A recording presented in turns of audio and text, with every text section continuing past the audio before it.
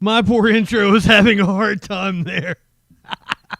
ever since my solid state drive died on me, that intro for some reason is like really intensive for OBS, and it takes a lot of resources.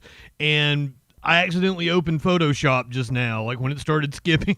I opened Photoshop, so that's what caused that. I really need to get a solid state drive. It is very annoying. I'd gotten very spoiled by how fast fucking programs opened with a solid. I haven't had a mechanical drive. Well, I mean, I haven't had an OS on a mechanical drive in like 5-6 years. So I'm very spoiled. It wasn't you, it was me. It's all I tried to turn down the encoding. It said that's what would fix it. That's why some of my drops will stutter sometimes. It's just because, I guess I'm using too many resources right now. I'm not high enough for this shit. God damn, breaking news in the last hour. Fuck. Can we have a day where we can just have peace and quiet?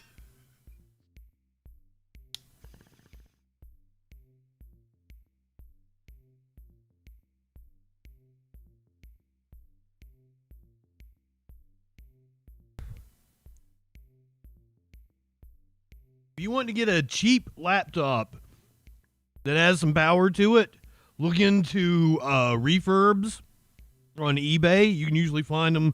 They'll buy a bunch of laptops from a remote work thing, and then they'll refurbish them all, and they would have been really powerful, and then you can buy them on the cheap. I've done that 3 different times. Had great laptops.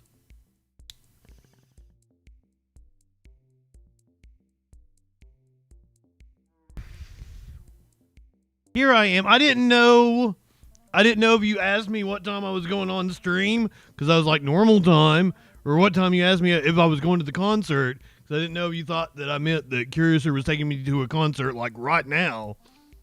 No, it's 2 weeks from now.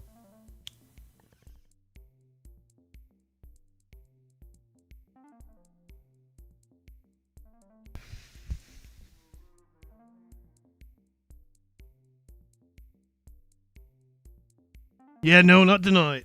She just popped up and told me today, but it's in 2 weeks. And she's never listened to them. So I assume she just got the tickets to take me. She knows I love them. She knows I love the Melvins, and also she heard they're very good. But they are totally not her kind of music, but she'll enjoy the live show. I sent her the song Onions Make the Milk Taste Bad. We'll see how she liked it. I doubt she did. I've already seen them. I saw them in 2017, and I saw them for $10 in a dive bar in Nashville. For the money, that is probably the best concert I've ever been to. In terms of value of the show versus ticket price. Fucking the Melvins for $10. Sky Comet, welcome in. And this is 2017. This is not me saying I saw the Melvins for $10 and 95. 2017. Because I had a wild week.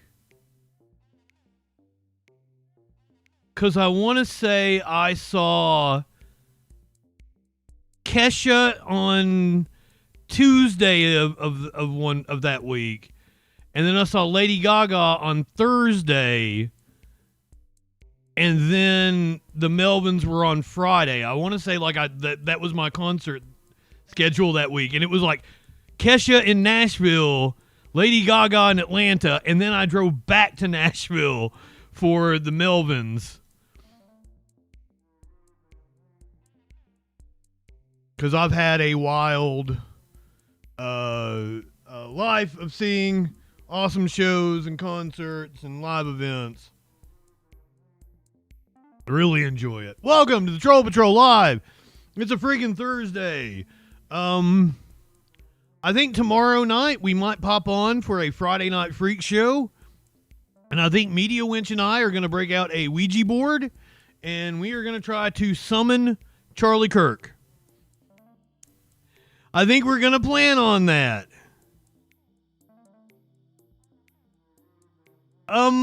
Sky Comet, I usually go middle of the road. I go with Imes, weight, and hairball care.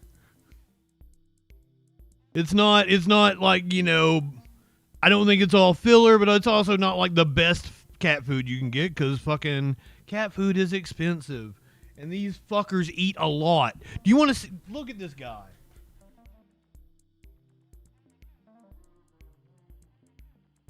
Look at this dude. Look at this. Do you see how much he eats?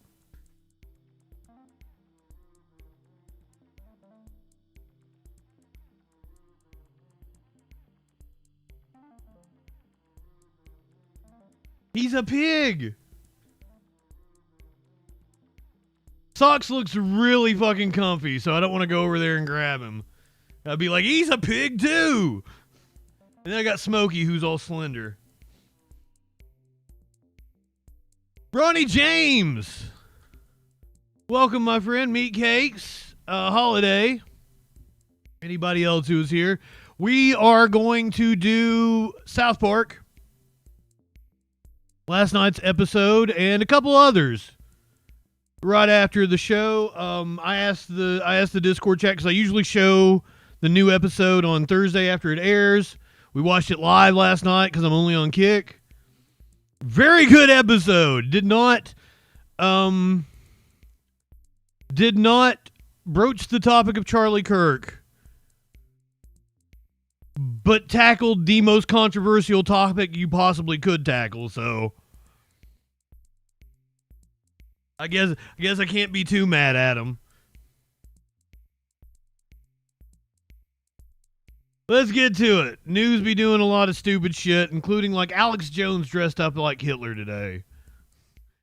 We're going to tell you a parent's guide to Discord. What is Antifa? Trump apparently wanting to launch an investigation into George Soros. Broke some record-keeping laws to dig up dirt in the New Jersey governor's race. Kamala Harris made a stop today on her book tour. She got booed multiple times. Nintendo has released a statement saying that they are not involved in a DHS.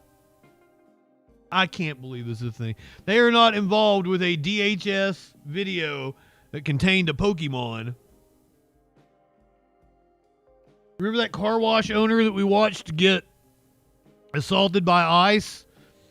2-3 months? God, it could have been longer than that. It feels like it might have been back in March or April. We watched that car wash owner in California get assaulted. He is suing. A woman who may have a case to sue was thrown down by ICE today in a courtroom. I got a wild clip of a Republican talking over a CNN host. I'm going to tell you about how Trump doesn't give a shit about you. Does not give a shit about you. Gonna bail out his buddy Javier Milei in Argentina. What about the farmers in Illinois? No, I'm sorry, Michigan. We're going to hear from Michigan farmers. They're upset because of Trump's tariff policies. I'm going to play you one clip where RFK lies like 10 times. Remember the dad that was accused of killing his children? There has been a manhunt for him for months now. Law enforcement believes they found his remains, but this is weird. So a couple days ago, I had the story. They found human remains. They figured it was him. Then last night I got off. We never got to it. I had to cut it off for some other reason. We had to get to something else. I never got to that story. Last night I get off the stream and they said, "Whoa, officials may have jumped the gun in saying that the human remains that were found were that of Travis Decker." Like, whoa, that's a bit of a story. But they gave a press conference just like in the last hour or two. Said that they now believe those to be the remains of Travis Decker. Diddy was in court again today. Did I mention that Alex Jones dressed up like Hitler? All that and a lot freaking more tonight on the Troll Patrol Live. Good evening. Welcome in.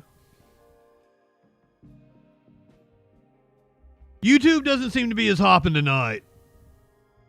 Did my title not, Trump screws over the U.S. to bail out Milei. Prove me wrong. I guess that's not trolly enough. Flash, are you in here? Do you want to start writing my titles? You're pretty good at this. Growing a Hitler stash to own the lips. That's what he did. Holy shit. Is it your tweets that's causing my YouTube numbers to go up? Because I love you, Holiday. If that's true. Oh, Sky Comet, I'm sorry, I didn't even see it. Antiva is the name of the gnome that lives in my ass. My apologies, Sky Comet. If I don't respond, I probably didn't see your message. Because I don't know if you guys have noticed, I can't help but respond. Especially if it's a right-winger, I can't help but respond. Breaking news in like the last hour, former FBI Director James Comey has been indicted. We have some breaking news right now on ABC News Live reports. Sources are telling ABC News that a grand jury has in fact indicted ex-FBI Director James Comey. The effort was led by President Trump's newly appointed U.S. Attorney in Virginia, Lindsay Halligan. Prosecutors earlier said that they couldn't establish a probable cause to charge Comey. For more, I want to bring in our ABC News Washington Bureau Managing Editor Catherine Faulders. Catherine, thank you for being here with us. So first of all, how many counts were sought here by the prosecution? How many was he indicted on? So we're learning that 3 counts were sought here by the U.S. Attorney for the Eastern District of Virginia, Lindsay Halligan. And we're told by sources that the grand jury indicted on 2 of those 3 counts that she was seeking. One of those counts is false statements, presumably to Congress, given that this is what this investigation centered on. The second was an obstruction charge. That's all we know right now. But we do know that a grand jury did return at least 2 counts of the 3 that was presented to them. And just to break this down for you, as you mentioned, that memo that we reported on, that declination of charges memo is what it's called. The career prosecutors recommending that the U.S. attorney not go to the grand jury and seek these charges. The grand jury essentially agreed with the government that the government proved probable cause here. But that doesn't mean that they reach this higher standard, right, beyond a reasonable doubt. That's what they will have to obviously prove at trial. So it's a lower standard, but does mean that there are 12 grand jurors, and 12 of those grand jurors all unanimously agreed to indict the former FBI director on 2 counts. One of false statements and the second of obstruction. Now, we haven't heard anything from the president yet. We are seeing a tweet from the attorney general acknowledging an indictment without a name attached to it.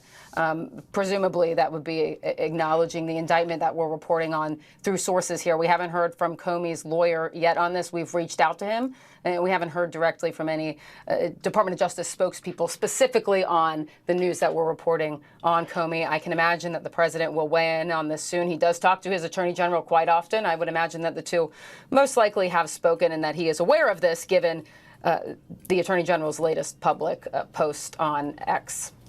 No question. The president seemingly trying to distance himself from this a bit earlier today. But in terms of how we got here, Catherine, and you're talking about being indicted on 2 of 3 charges, false statements and obstruction here. Does this all stem from this 2020 interview, essentially, with the Senate Judiciary Committee?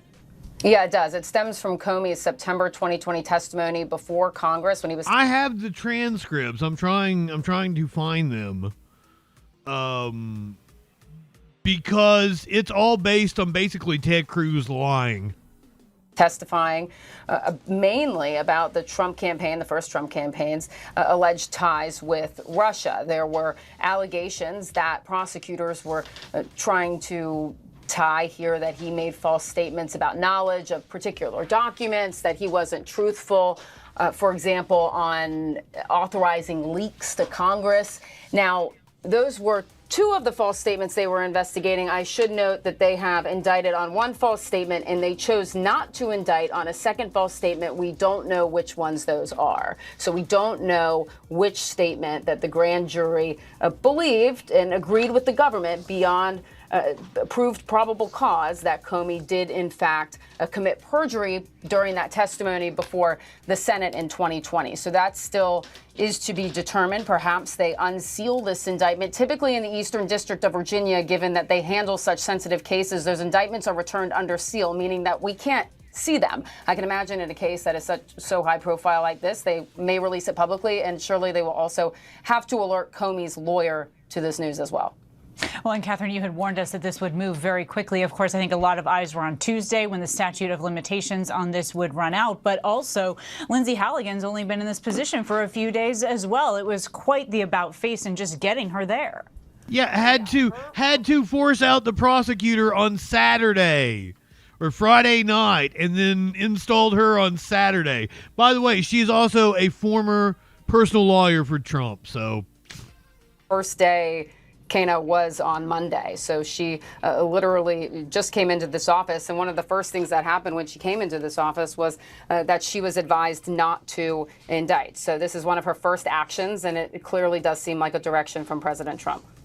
It certainly does. Catherine Falters, excellent reporting by you and your team on this. Thank you so much for spending some time here with us today. I also want to bring in our ABC News legal contributor and criminal defense attorney, Shauna Lloyd. Shauna Lloyd, I want to touch on a couple of things here with you. First and foremost, the probable cause versus the beyond a reasonable doubt, as Catherine touched on there. That's ultimately what they will have to prove here in now indicting him on 2 of 3 counts. Absolutely, Kana. So what we have to remember is the grand jury hears from the U.S. state attorney. They present their case. There is not a defense. So it's a lower standard. When we actually go to trial, that is going to be proof beyond reasonable doubt. And so it is a much higher standard. And that is something that the jury can find differently, even though the grand jury found that there was enough probable cause to move forward with the indictment. The indictment is simply the beginning of this process. And what a beginning it certainly is. You also heard Catherine note here. Let's talk about exactly what they are alleging. And anytime I have a right-winger that they want to argue about this topic, I'm going to ask them to describe to me exactly what Comey lied about. So this is Ryan Goodman. He's a law professor. In a hearing, Senator Cruz erroneously claimed that McCabe had said Comey directly authorized a leak to the press. So, who's telling the truth, Mr. Comey? I can speak, this is Comey saying it, I can only speak to my testimony. I stand by my testimony you summarized that I gave in May of 2017. Senator Cruz, so your testimony is you've never authorized anyone to leak. Mr. McCabe, if he says contrary, is not telling the truth. Is that correct, Mr. Comey? Again, this is Comey. Again, I'm not going to characterize Andy's testimony, but mine is the same today. Cruz, all right, I'm going. This was McCabe's account. McCabe said that he told Comey that he had authorized ADOPA and special counsel to disclose the account of the August 12th call and did not say anything to suggest in any way that it was unauthorized. McCabe told us that Comey did not react negatively, just kind of accepted it. McCabe told us that he did not recall telling Comey prior to publication of the October 30th article that he intended to authorize or had authorized special counsel and ADOPA to recount his August 12th call.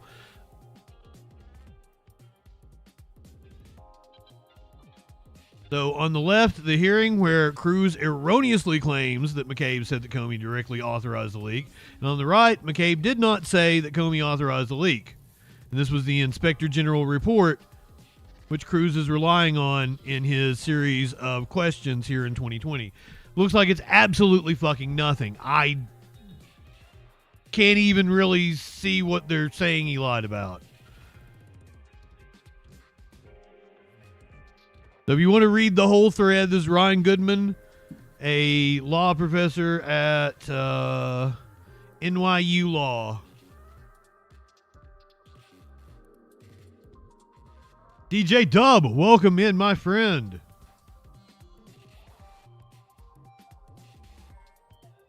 The FBI still trying to paint a narrative of the shooter from yesterday's ICE facility shooting.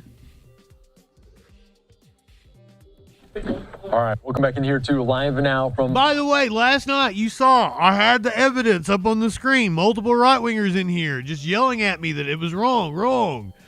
That chart's fake news. Every chart I put up, every piece of data, it's fake. People came to the clip on YouTube and are telling me that I'm crazy and they're like, oh, the right can't possibly commit all the violence, even though I cited all my sources and even had a clip of Jesse Waters calling to bomb the UN at the end of it.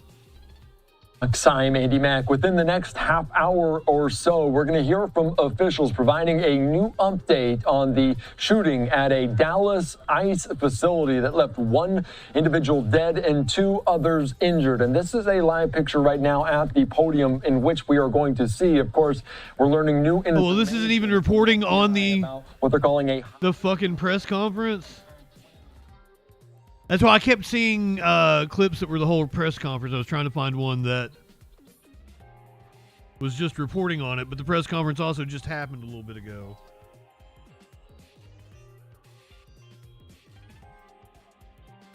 Do we have the latest?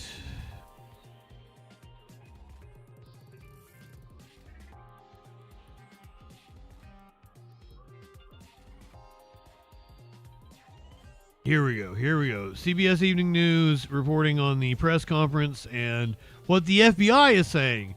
Then I'm going to show you one Mr. Ken Klippenstein, who did some fantastic reporting, and we're going to hear from Mr. Johns. We're going to hear from his friends. Good evening, I'm Maurice Dubois. John Dickerson is off tonight. In the many shootings with multiple victims this country has seen over the years, motive is often not clear. But in the deadly shooting yesterday at an ICE facility in Dallas, the FBI says the gunman left handwritten notes that provide clues. The Bureau says the gunman hated the federal government and wanted to terrorize and kill ICE agents. No agents were shot in the attack, but 3 immigrant detainees were. 1 died. The 2 others are in critical condition. Omar Villafranca is in Dallas once again tonight. Omar? Investigators found a ladder they say the suspect used to get to the top of a building, and that's where they say that he used a legally purchased rifle and started shooting. Yeah, he apparently had the ladder strapped to the top of his car as he drove down the road at 3 a.m. And we're also learning chilling details on how he felt about ICE agents. Jan specifically intended to kill ICE agents. He fired at transport vehicles carrying ICE personnel, federal agents, and detainees. The FBI says 29-year-old Joshua Yan mapped out Wednesday morning's ambush on a Dallas ICE facility with a high degree of Yan, I'm sorry, I've totally been saying it wrong. Dallas County DHS buildings to ballistics and apps that track the presence of ICE agents. Denise's Robleto was bringing her mother to a scheduled ICE appointment when she heard gunshots. Robleto says she didn't know if ICE agents were shooting or being shot at. Nancy Larson is the acting U.S. attorney for the Northern District of Texas. He called the ICE employees people showing up to collect a dirty paycheck. Well, yeah. That he intended to maximize lethality against ICE personnel. Now, what she's not telling you is that this dude was an anti-government libertarian edgelord type. She's making it sound like he specifically was saying that ICE were accepting dirty money. But no, I think he would say that about any government official, according to what we know about him. And to maximize property damage at the facility. Investigators say they uncovered a trove of new evidence from electronic devices found in a search of homes in Texas and Oklahoma associated with the suspect. The FBI says the clearest motivation can be found in Jan's own notes. FBI Special Agent in charge, Joseph Rothrock. In his handwritten notes, he says, I want to cause terror. He wants to impact ICE agents and law enforcement across the country. At the ICE facility in Dallas, immigrants coming to the building for scheduled ICE check-ins told CBS News they were told the building is closed and to come back Monday. Todd Lyons is acting director of U.S. Immigration and Customs Enforcement. We won't be stopped by it. We're going to do our law enforcement mission, right? We're going to ensure that we're out there taking these public safety threats off the street. DHS officials say that during the shooting, ICE agents actually managed to move a few of the detainees who were constrained in that van out of harm's way. We were also pressing DHS officials on what they plan to do to secure facilities like the one behind me. They didn't want to go into detail, but they said the plans are being discussed.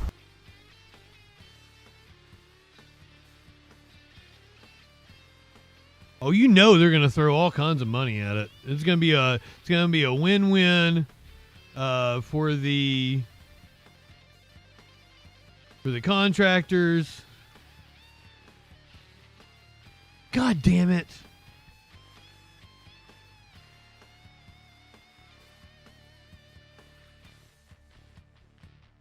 I seriously thought I'd just opened that fucking link. You gotta scroll all the way back down.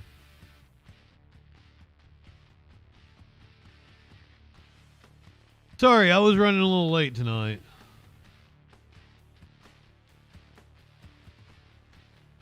Fuck, I want to talk about that too. Hold on, let me put that to the side there.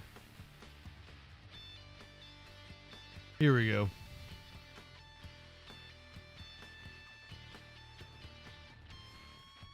Let's talk about Jan's motive.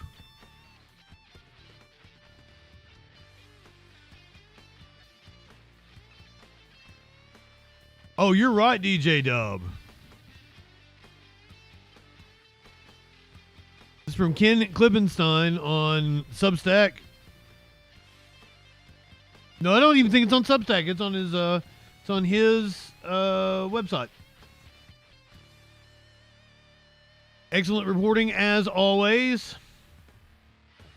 The deadly sniper attack on the Dallas ICE facility yesterday morning seems straightforward, with anti-ICE engraved on unused bullets recovered from the scene, per the FBI. But after interviewing several of the alleged shooter's former friends, the picture isn't so clear. I don't know. I think we're starting to see a pattern emerge of a new type of shooter. And it has become more and more prevalent over the last couple of years. Within minutes of the shooting, FBI Director Kash Patel posted on X, while the investigation is ongoing, an initial review of the evidence shows an ideological motive behind this attack. I still don't believe he put that on there. President Trump responded to the shooting by blaming the radical left, vowing to sign another executive order to dismantle what he called domestic terrorism networks. You know, DJ Dub, you might be correct that these are people that might have committed a school shooting, but maybe it's become harder and harder to carry out a school shooting, and they just get pushed later on down the line. But he was a little bit older, wasn't he? He was like 24, 25. I've been briefed on the deadly shooting. We don't need to read. Trump. On the off chance that the shooting wasn't what it looked like, I reach out to people who knew the 29-year-old Joshua Jan. 3 who knew him since at least middle school agreed to speak to me on the condition that I not name them, corroborating their friendship with photos and other records. One of them is on Twitter doing an AMA right now. I was looking over it. Their accounts paint the picture of someone with a vaguely libertarian bent who despised both major parties and politicians generally, including Trump, but who didn't engage with politics beyond that. He preferred edgy humor, video games, and the message board 4chan, all of which he became increasingly steeped in as he withdrew from social life, as well as their own friendships several years ago. That's it right there. There's your profile.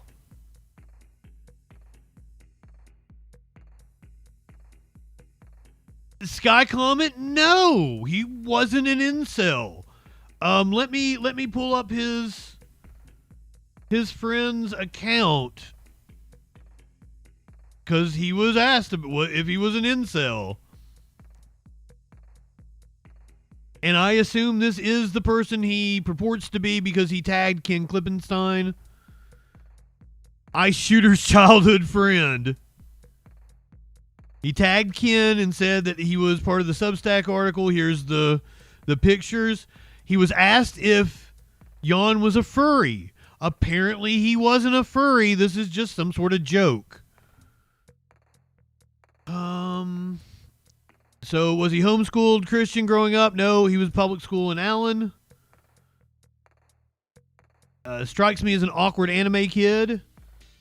Assuming he did not do well with women. He was certainly odd. I don't think anyone knew anyone who knew him would deny that, but it was in an endearing way, not a creepy, disaffected way. He had a great sense of humor and girls liked him.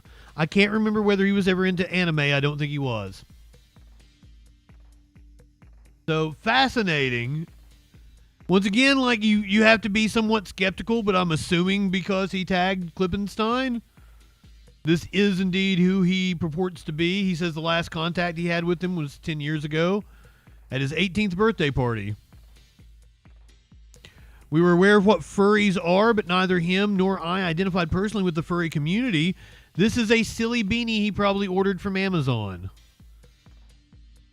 What kind of music was he into? Funny hipster shit. Circa Survive, Animal Collective, System of a Down. He was a big Eminem guy.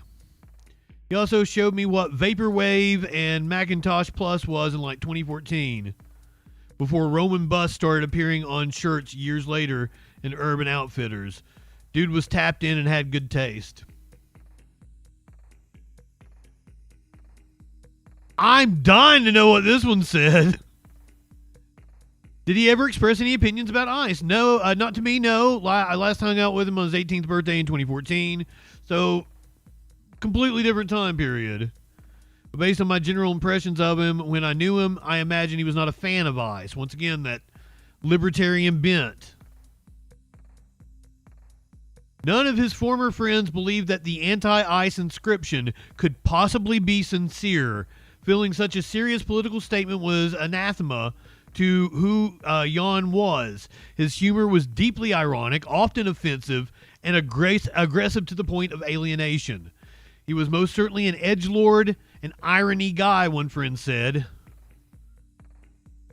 Josh was an edgelord who wanted someone to get blamed. I think he tried his best to write something goofy to rile people up. Another friend showed me a Facebook post describing how Jan had flooded his friends' comment sections with rape jokes. Playful shock humor, the friend said. Jan's profile on the gaming platform Steam showed the vast amounts of time he spent playing video games, particularly shooters. More than 6,000 hours on Rust, 3,000 on Team Fortress 2, and 1,000 on Left 4 Dead 2. He even found time to play 3.5 hours in the past 2 weeks, the account shows.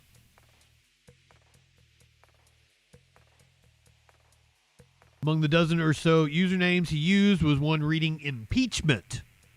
When I asked if this wasn't a clear reference to anti-Trump politics, his friends recoiled at the idea that he would express opposition to Trump so sincerely and straightforwardly.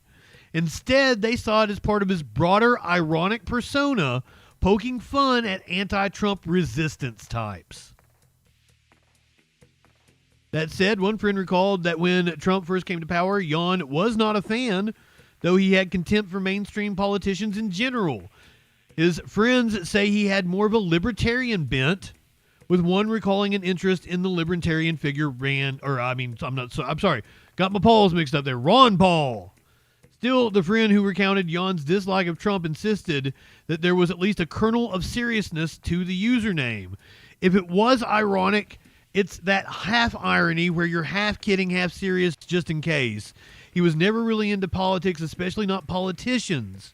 He was into politics only in the 4chan sense. Contrarian, provocative, boundary pushing for laughs, not conviction. 4chan, the anonymous message board, where provocation and irony are the coin of the realm, was apparently one of Jan's favorite haunts. His abrasive humor is where friends' opinions on him diverge the most, with some describing it as amusing, but others as grating, especially as his online persona bled into real life. I mostly stopped talking to him when he took his 4chan irony stuff into daily interactions. He was becoming unbearable. Once he dropped out of college, he had no obligation to be social, and none of us reached out due to his edgelord behavior. He became increasingly isolated then. Wasn't able to find anyone with insight into Jan's more recent views, something that his friends said was unsurprising given his withdrawal from social life over the past few years. If you're having trouble finding people besides immediate family who knew him, that's part of the story. Every mutual friend drifted away over that kind of edgelord behavior. The fledging version of Jan's humor appears in the following YouTube video, since removed, from when he was a high schooler, a tongue-in-cheek parody of tech advice videos. Hello there, Facebook user. Are you tired of scrolling through your Facebook feed mindlessly, not knowing what the heck to do with your life? Well, there's a solution to that. You can unlike all of your crappy pages. All you have to do to unlike your crappy pages that you realize you don't like anymore is to go to your profile, select more, go down to likes, and simply hover over each page you want to unlike, and there you go. You will be able to unlike all of your pages in a matter of minutes, maybe hours, possibly, depending on how much you've used this function of Facebook. Thank you, and I hope you like your day. So was he a Tricky fan? I saw Tricky on his likes there. The following audio recording of Jan bombing at stand-up comedy was shared with me. It drew a comparison by one friend to the 2019 Joker film, starring Joaquin Phoenix as an off-putting loner who also tried and failed at comedy. The film culminates in a scene in which the Joker gets his revenge on the entertainment world by gunning down the host of a popular late-night TV show. Did that actually happen in the movie? I thought he was dreaming that, but I don't know that I got it.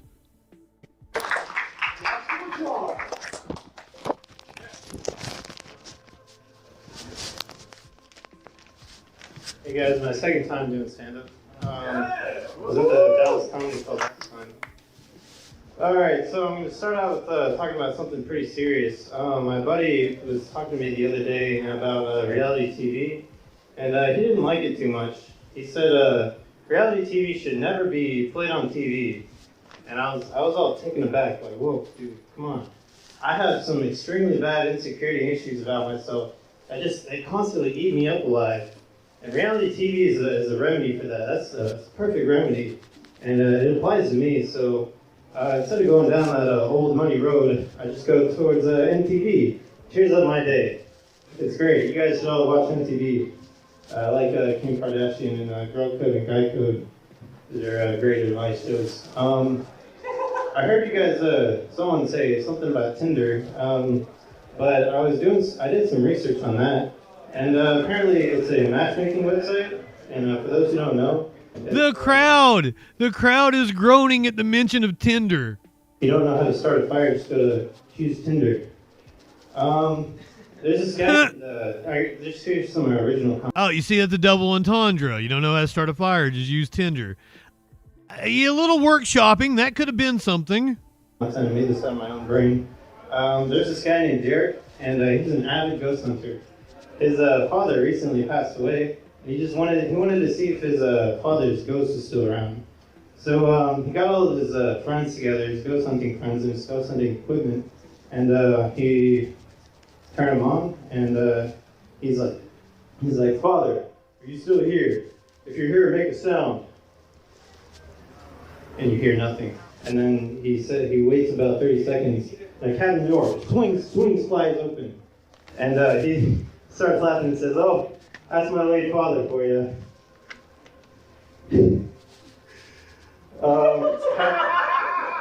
Has your girlfriend or wife or spouse ever said, Yeah, you can get a good laugh if you bomb on a joke. I know this from personal experience. If you bomb on a joke and then you make a funny face at the audience, they'll laugh because of the awkwardness that nobody was laughing. "Honey, I'm falling apart." And you can't help but say, "I know, but I don't have any sewing equipment on hand. I just can't help you. It kind of seems like your problem." A guy walked into a really scary, spooky breakfast cafe in France. And he didn't expect much when he came in, but when he walked out, he said, "Man, that place really gave me the crates." Some guy insisted that I listen to Nick. It's been hard to make out what he's saying. Like, I didn't get that punchline, so I can't judge that one. If you're just joining us, this is the ICE shooter from yesterday. This is him doing stand-up comedy. Nicki Minaj's new stuff. And he knew that I only liked classical jazz. And so I had to say, man, pop music isn't really my jazz, and you know that.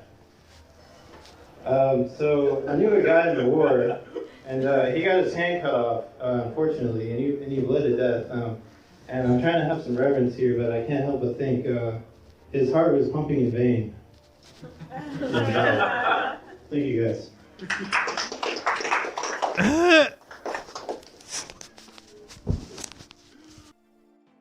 The audio from his attempted stand-up routine where he bombs now resonates uncannily with Joker, the friend said. Ironically, Jan's contempt for Trump and the major political parties has bestowed them with one of the most intensely partisan news cycles in recent memory. In this sense, the joke is on him, and all of us too. Wow. Libertad coming in here, reworking one of my jokes in a British manner, have a wank whilst mumbling. Maybe one of us will get something out of it. I think your delivery's better. I like it. I might have to rework my joke.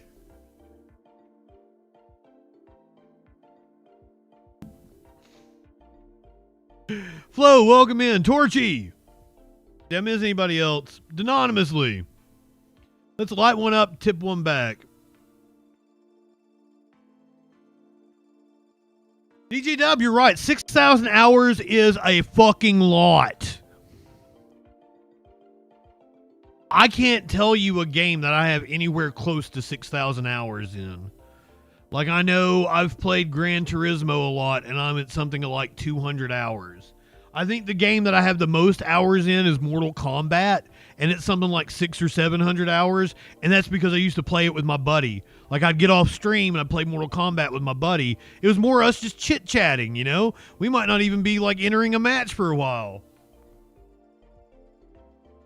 He was playing Left 4 Dead 2, Team Fortress 2, and Rust.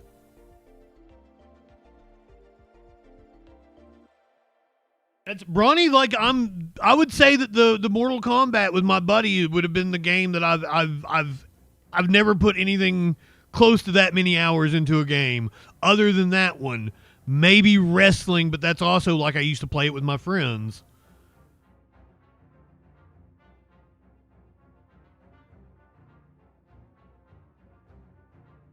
As a teenager, that's a little different though. I don't know about 300 in a month because I was like the king of extracurricular activities. So I didn't exactly have a lot of free time, but I definitely, I put 300 hours into Final Fantasy VII when I was a kid.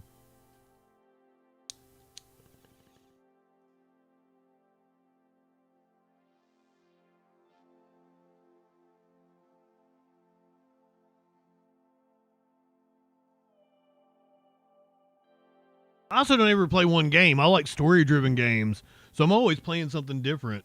And usually, like, I'll change time periods. I'll change, like, after I finish, like, one type of game, I will... Something that's also a first-player story-driven, but it'll be, like, completely different mechanics. I might play a first-person shooter after I've played a third-person RPG. I'll switch time periods drastically. Go from, Greece to space.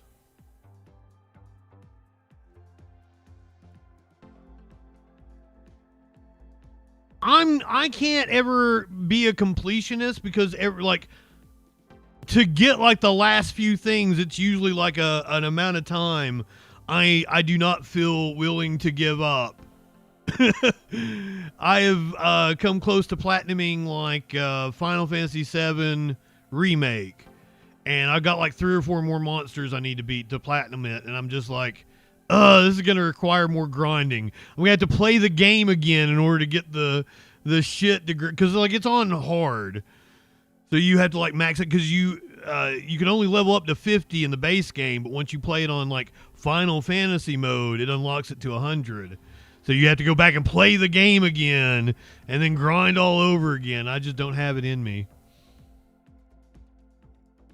Parents are learning over the last couple of weeks what Discord is. If you are a parent, you might want to start paying attention to your kids being on Discord, 4chan, Reddit. You should monitor your kids' internet activity. The social media app Discord, it's drawn a lot of attention lately after reports that the suspect in the Charlie Kirk murder, Tyler Robinson, allegedly communicated over the platform. NBC now reporting that earlier this year, law enforcement agencies warned young people were at risk of radicalization on the chat app. So what exactly is it, and what is its dark side?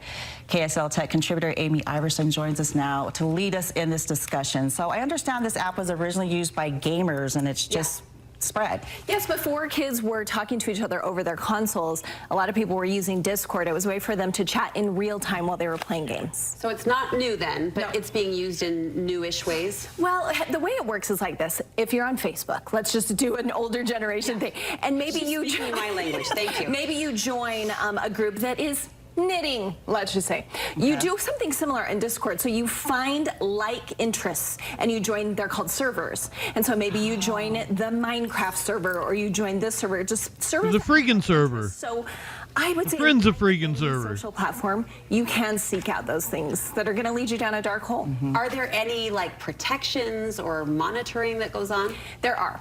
Again, it's so tough for parents because it becomes a full-time job to be able to monitor your kids on these things. But there are things you can do. You can go in and say, I don't want any explicit content coming through to my kids' DMs. And it will scan them before it ever enters their inbox and delete them if they have explicit content. Also, kids under 18 aren't allowed to be in NSFW rooms, you know, that are not safe for work. But the problem is, as with other platforms, kids can lie. Sure. And so, again, I always come back to communication, but of course we should be monitoring kids if they're on Discord. And how would a parent know if their child was on Discord? What do we need to look out for? Well, you need to be looking at their phones. The tricky thing is, kids, there's also, if you haven't checked your kid for hidden apps, there are folders where people can have hidden apps, and you can check for that on your kid's phone. We want to trust our kids, though. I don't love being the police all the time for your kids' phones, so it's more about communication. But yes, of course you can check that, and then you can set parental controls. It's not super user-friendly on Discord for parents, so follow those instruction guides you can find online. And quickly, obviously it's getting a lot of attention right now. Do you see this app growing in popularity to the point that it might be mainstream a la Snapchat? I mean, I've known kids... Is Snapchat mainstream? So I think that it's just something that parents aren't quite aware of. It has been a little more secret in the past, I think, than those other platforms, and hardly any parents are on there, in my experience. So I just say, talk to your kids. Yes, you tell them you have open communication with their phone. You get to look at it when you want, and then learn about it, because ignorance is where you're going to run into problems. Thank you, Amy. You're welcome. Only Telegram. Anyway, join the Friends of Freakin server on Discord.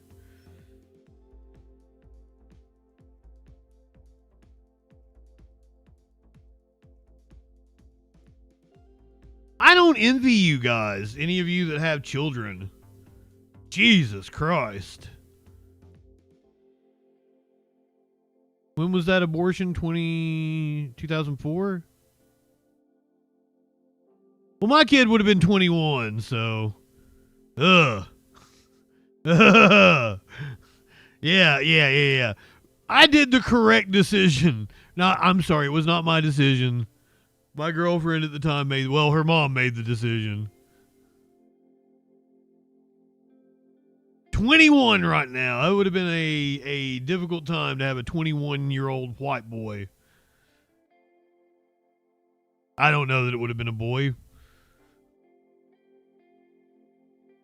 What is Antifa, and why does Trump want to label it a terrorist organization? President Trump is targeting the left-wing Antifa movement, labeling it a domestic terrorist organization, even though no such... Hey, Donald Trump, right now, I am Antifa. I am as anti-fascist as they come. Fuck you, Donald Trump. You are a gigantic piece of shit. You are a pedophile con man. You have no business being anywhere near the presidency. I am Antifa. I am Antifa. Antifa, right here. Antifa super soldier. Come get me, bitch. Put me in alligator Alcatraz. I dare you, you fucking fascist.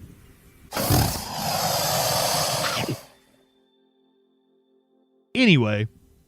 Designation exists under U.S. law. The move follows a weekend memorial for conservative activist Charlie Kirk, who was shot and killed at a college campus event less than 2 weeks ago. Top Republicans have been calling for increased scrutiny of Antifa since Kirk's assassination, even though so far the man accused of shooting Kirk has no publicly known link to the movement. We're joined now by Luke Baumgartner, a research fellow with George Washington University's program on extremism. Thanks for being with us. Thanks for having me. So what exactly is Antifa? How do you describe its core beliefs and tactics? So simply put, Antifa is just short for anti-fascist. If you want to get more simple than that, it just means the opposition to fascism. Now, their belief system has a fairly wide range of encompassing ideologies, mostly on the political left, and they encompass anarchists, socialists, communists, and a lot of people in between there. So how is it organized, if at all? Are there actual leaders or it's not for the administration to target, or is that just a misconception?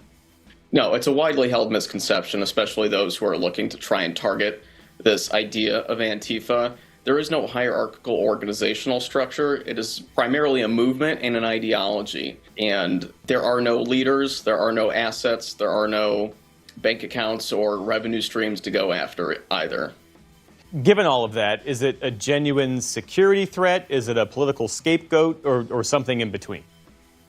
I would classify it more as a political scapegoat, honestly. There have been incidents of political violence linked to far-left extremists in the U.S. in recent years, but the overwhelming majority of the data points towards far-right extremism being a much more serious threat to national security. Tell me more about that. In the last 5, 6, 7 years, or the last 10 years more broadly, we have seen a rise in left-wing or left-aligned political violence. You can look at the shooting at the congressional baseball game as one, or the recent attacks on a... The shooting at a congressional baseball game, was that 2015, 2016? That was 2016. That was the summer of 2016. That was 9 years ago. You had to go back. ICE facility or the CBP station down in Texas. But data bears out time and time again from the University of Maryland, from the Center for Strategic and International Studies, as well as my own work at the Program on Extremism, that political violence in the U.S. has overwhelmingly been attributed to those on the far right end of the political spectrum. President Trump signing an executive order designating Antifa as a domestic terrorist organization, a label that doesn't exist in U.S. law. What legal weight, if any, does that carry? Not much, to be honest. Like you said, there is no codified prohibition for domestic terrorist groups in the U.S. that does not exist in U.S. penal code the way it would for foreign terrorist organizations like Al-Qaeda or ISIS.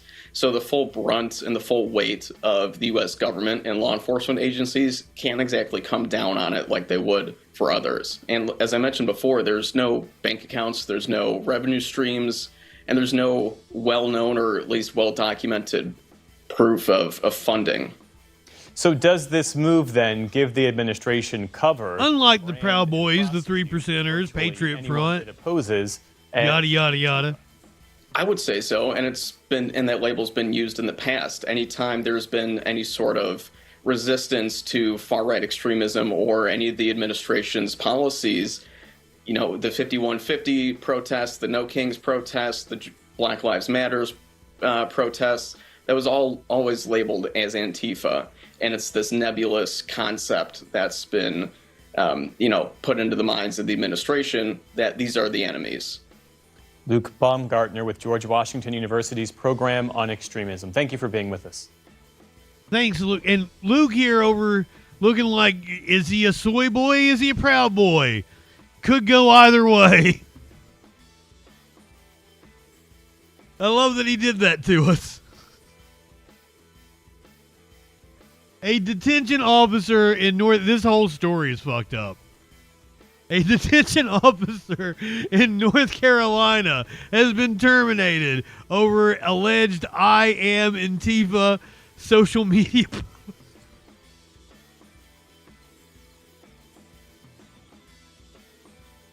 You're a corrections officer, dude. Goddamn.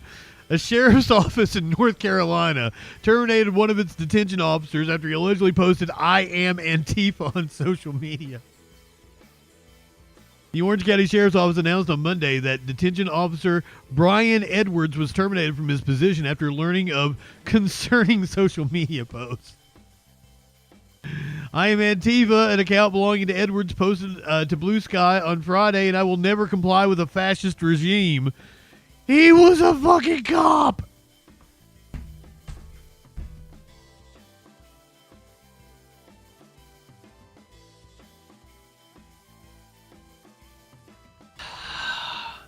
They've never been the smartest, though. They don't hire the smartest people to be cops, I assure you. According to the sheriff's office, the investigation confirmed violations of both the standards of conduct and the speech, expression, and social networking sections of the policy manual. As a result, Edwards was terminated from his position at the sheriff's office.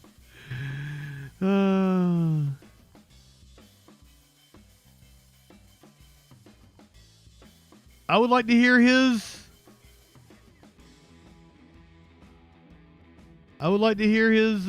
comments, please.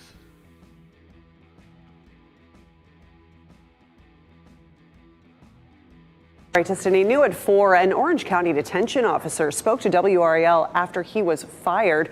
The Orange County Sheriff says Brian Edwards has been terminated. Edwards was placed on administrative leave Saturday when the Sheriff's Office learned of concerning social media posts allegedly made by Edwards.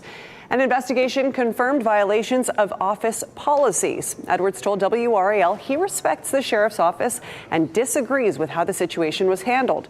Neither Edwards nor the Sheriff's Office said what the posts were about. First step of becoming Antifa is to quit your law enforcement career, possibly in spectacular fashion. Look up Chris Dorner. And if you look up Chris Dorner and you are appreciative of his service to this country, you can buy a Chris Dorner Appreciation Society t-shirt from the Freak Store. I mean, cops should be concerned with other cops saying they're anti-fascists. You don't know the job you signed up for, my friend.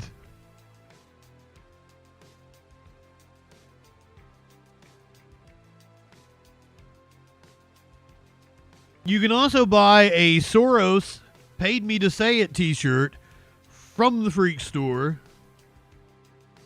Once again, Soros paid me to say it, Trump. Soros paid me to say I am anti-fascist. Trump, I am an anti-fascist. Fuck you in your ugly orange ass. You and Satan have a butt baby together. Fuck you, Donald Trump. I'm anti-fascist. Put me in alligator Alcatraz. Prove that you're a fucking fascist.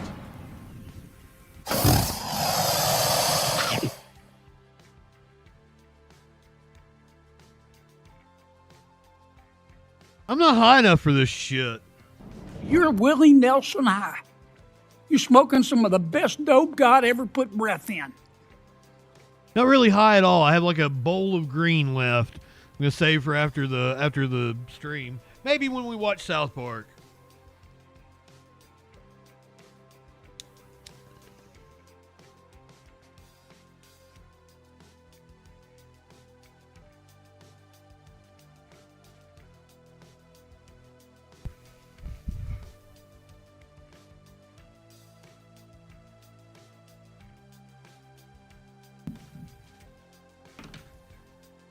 I do love, if you'll notice, DJ Dub used the bong emote. That's one of the ones that Twitch would not let me upload.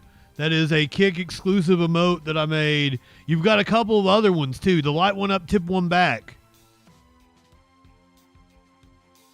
Twitch denied me on that one, and I love that one.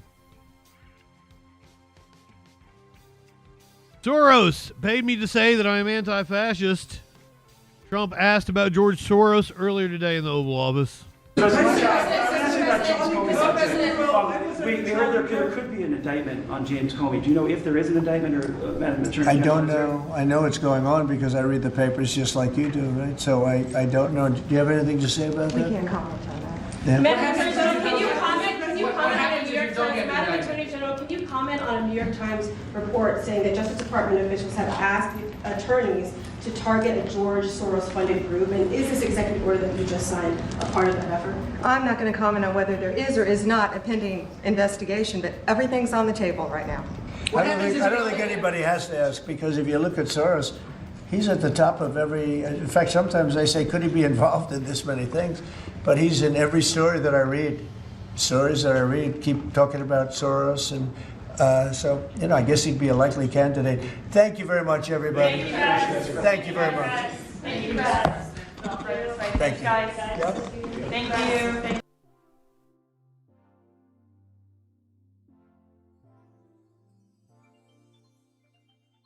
Love you, Daddy Soros. Keep sending me those Soros bucks. I ain't getting shit from the motherfucker. Why am I sucking up to him? Trump is seeking to consolidate power. If it's not obvious to every single person, Trump is an autocrat, a fascist trying to consolidate his power. Take it away, Amy. This is Democracy Now!, democracynow.org, the War and Peace Report. I'm Amy Goodman with Juan Gonzalez. We look now at how President Trump signed an executive order Monday that designates the anti-fascist movement, known as Antifa, as a domestic terrorist organization. Critics note the U.S. doesn't actually have a domestic terrorism law. The order reads in part, quote, Antifa is a militarist anarchist enterprise that explicitly calls for the overthrow of the U.S. government, law enforcement authorities, and our system of law, unquote. A 2020 Congressional Research Service report describes Antifa as a decentralized movement without a clear... Wait a minute. Hold up. If Antifa is calling for the overthrow of the U.S. government, is that the U.S. government admitting that they're fascist? Because Antifa is only opposed to a fascist government. You see, it's in the name. It's in the name. Is a militarist anarchist enterprise that explicitly calls for the overthrow of the U.S. government, law enforcement authorities, and our system of law, unquote. A 2020 Congressional Research Service report describes Antifa as a decentralized movement without a clear structure or leader. Antifa traces its roots both to anti-fascist movements in Europe and to opposition that formed during Trump's first term in office. Trump's new executive order also calls for the, quote, investigatory and prosecutorial action against financial supporters of Antifa. This is part of a wider attack on his critics that ramped up even further after the assassination of the conservative activist Charlie Kirk, even though law enforcement has made no links to Antifa and the alleged killer. For more, we're joined by Will Potter, award-winning investigative journalist, author who focuses on attacks on civil liberties in the name of fighting terrorism. His new book on factory farms and fascism is titled Little Red Barns, Hiding the Truth from Farm to Fable. He's also author of Green is the New Red, an insider's account of a social movement under siege. Welcome back to Democracy Now!, Will. Great to have you in our studio. Start off by responding to Antifa, the movement, being called a terrorist organization. This is really a historic turning point and a radical escalation in the war on dissent and the war on protest. It's not about Antifa because Antifa is not an organization. I think what Trump is very clearly signaling here is he's using this as a catch-all to go against the broader left and anyone who speaks out against fascism right now, while at the same time giving continued unchecked authority to the FBI to ignore the rise of right-wing violence. And Will, how is Charlie Kirk's murder being used by the Trump administration to attack the broader left in this country? This is what fascists do. They deflect and misdirect. So they use opportunities like this to rewrite the narrative and then shift and blame their opposition and usher in, frankly, calls for violence and crackdowns. And I think we need to remember that even though there's no evidence linking Charlie Kirk's shooters to Antifa or any other left organization, they're going to proceed recklessly anyway. The intention is to capitalize on this, to crack down on their opponents, and to consolidate authoritarian power. I want to go to Vice President Vance, who hosted Charlie Kirk's podcast after Charlie Kirk was assassinated. Some of y'all out there failing an open book test. History repeats itself. Honestly, and you got to learn history. Vowing to dismantle You're doomed to repeat it. Political left that he claimed were promoting violence and terrorism. Of course, we have to make sure that the killer is brought to justice, and importantly, we have to talk about this incredibly destructive movement of left-wing extremism that has grown up over the last few years, and I believe is part of the reason why Charlie was killed by an assassin's bullet. We're going to talk about how to dismantle that. So can you talk about what Vance is talking about, how to dismantle this? He had Stephen Miller on, the White House advisor, who talked about going after what he called... And they now have their own state media apparatus. Holy shit. Maybe that does lend credence to the idea that they had Charlie Kirk taken out, because now they just take over his already made media apparatus. Leftist organizations, left-wing organizations, and what are the state TV over here for this, Will? The historical precedent is when authoritarians say they want to destroy you and eradicate you, you need to listen. They're being transparent and open about their intentions. Historically, what we've seen in terms of political repression, as I've documented post 9/11, but also in broader historical timelines, is when these attacks start on the fringes or more organizations like Antifa or environmentalists or Black Lives Matter, it spreads more and more towards the center. And that's what Vance is indicating. This is not about fringe or radical organizations. This is about the mainstream left funding foundations and institutional support. And Will, I just wanted to... And I had the caller the other day. It was like, well, it doesn't matter to me. It's not me they're coming after. Not yet. No, that's why it is important. I had a guy in my comments on YouTube was like, I'm tired of the T in the LGBTQ. I'm a gay man. I don't agree with any of this. Like, what does them being trans have to do with me? And I'm like, we're all part of a marginalized group, man. We got to stick together because there's strength in numbers. They are coming for us. And in case you didn't know, a trans woman set off the modern LGBTQ rights movement. You owe our current rights to a trans woman. Briefly to your book, Little Red Barns. You say a 10-year investigation that you conducted of factory farms and fascism? That's right. It has been a long journey, one that started investigating factory farms as one of the top contributors to climate change and these repressive measures that are being used to silence journalists and to criminalize photography, and how that is spreading to other social movements.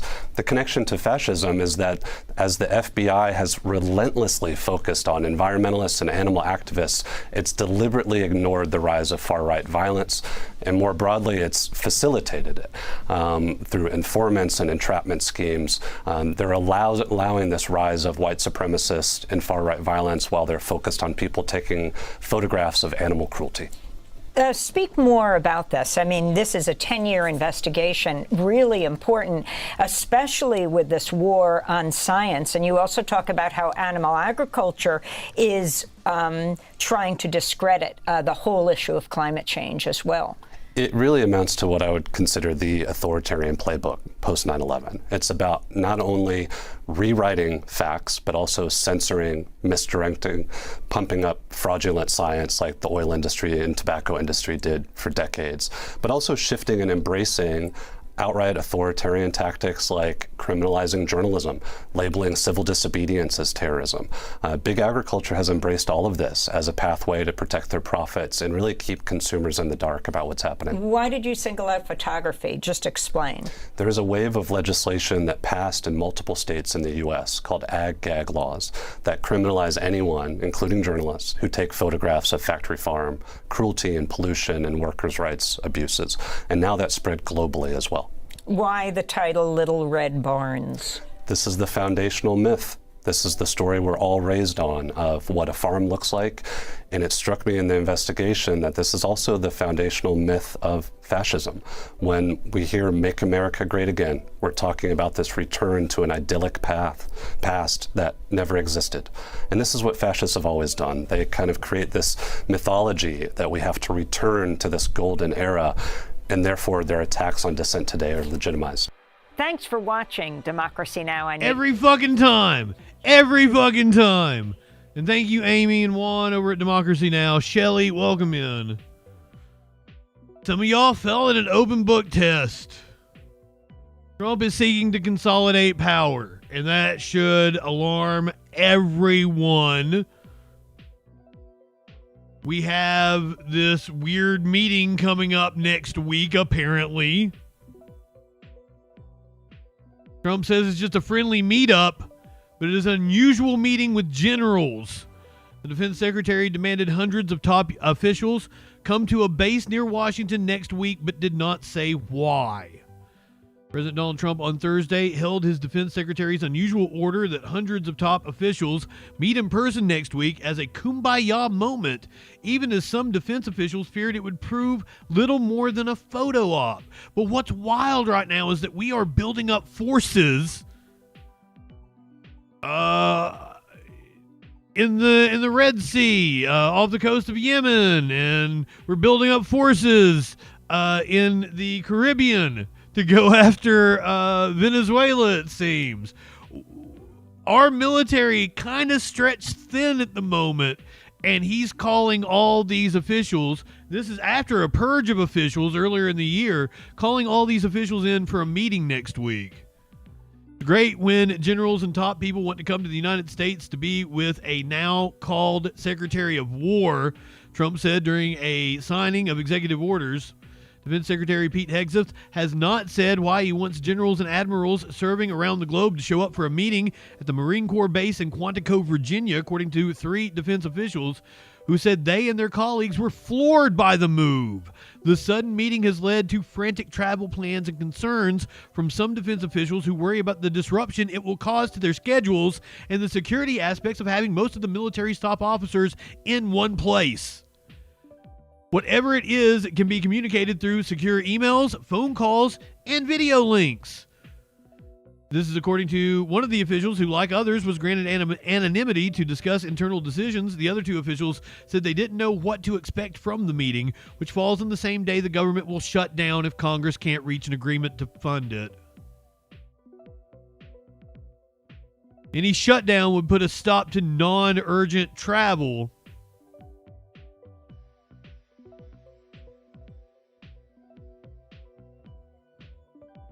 Secured emails.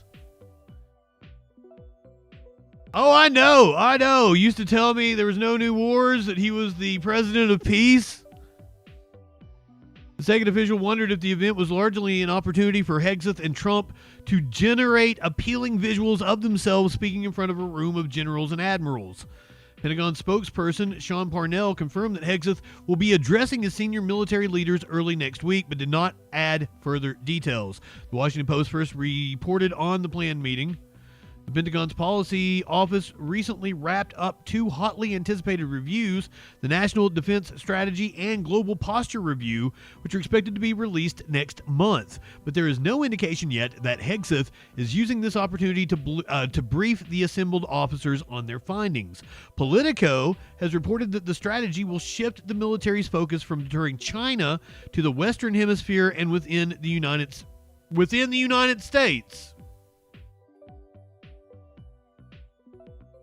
The posture review will likely call for troop reductions in Europe and elsewhere. The Pentagon has also been working to consolidate global commands as a way to cut 4- and 3-star generals and reduce headquarters. Hegseth has said the moves will reduce bureaucratic bloat and limit overall costs. Trump outlined the meeting as more of a meet and greet than a deep dive into generational changes within the department.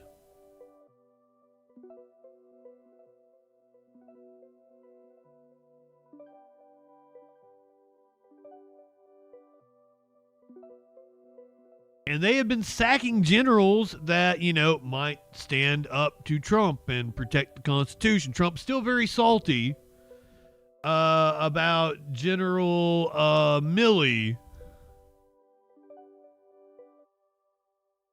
contacting China. Like, no, he's all bluster. Don't pay attention to him. The consolidation of power based on ideology. Something's happening next week.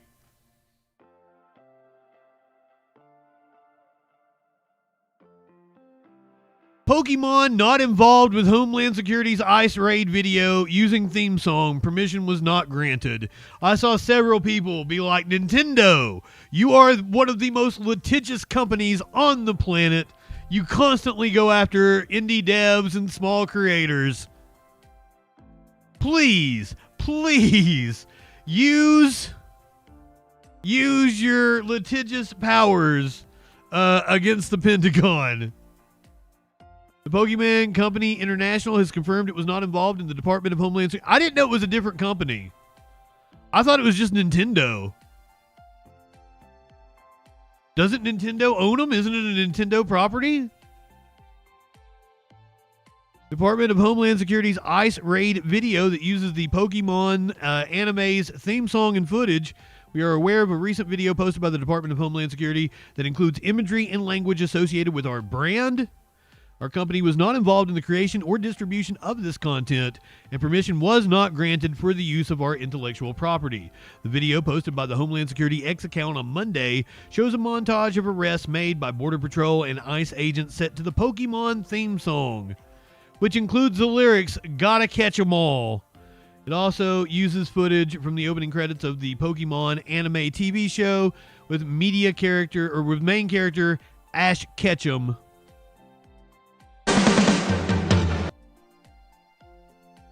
If you know the Pokemon song, just imagine it's playing right now.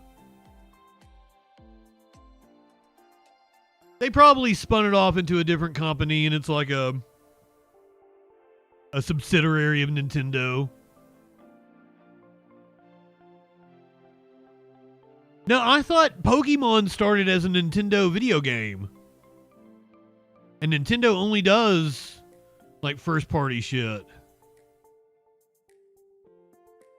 The Asmonification of ICE. Seriously, we got a bunch of shit posters. We got a bunch of 20-something-year-old shit posters working all in our fucking government. That's why I keep telling leftists, no, we need to get organized because we can take over the government. We're way better than them.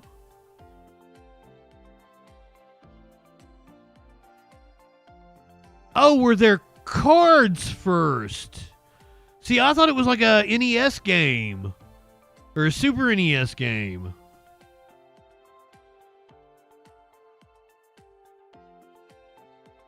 I don't know anything about Pokemon.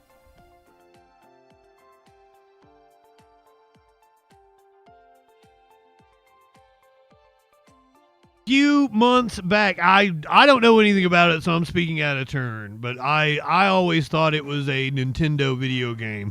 I didn't even know what it was until like the 2010s, and it's on like the NES or SNES.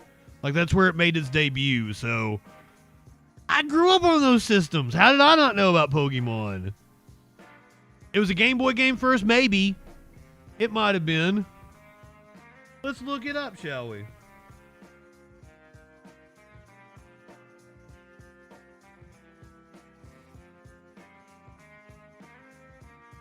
Oh, it's owned by Nintendo, another company called Creatures, and another one called Game Freak. So it's like a multi-partnership.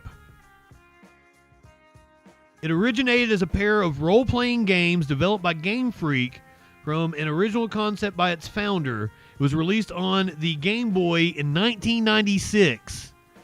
The games became I didn't have a Game Boy, so... Or no, I had one, and I only had Tetris for it. I only played it when I was sitting on the toilet, because I had, like, a PlayStation. The games became sleeper hits, and they were followed by the manga series, a trading card game, and anime series and films. From 98 to 2000, Pokemon was exported to the rest of the world, creating an unprecedented global phenomenon dubbed Pokemania. By 2002, the craze had ended. I didn't even know it existed until the 2010s. After which Pokemon became, 2002, I'm a senior in high school. I'm trying to get laid. With new products releasing to this day. Unlike most IPs which are owned by one company, Pokemon is jointly owned by three: Nintendo, Game Freak, and Creatures. Game Freak develops the core series RPGs, which are published by Nintendo exclusively, while Creatures manages the trading card game and related merchandise, occasionally developing spin-off titles. The three companies established the Pokemon Company in '98. So there we go. That answered all our questions.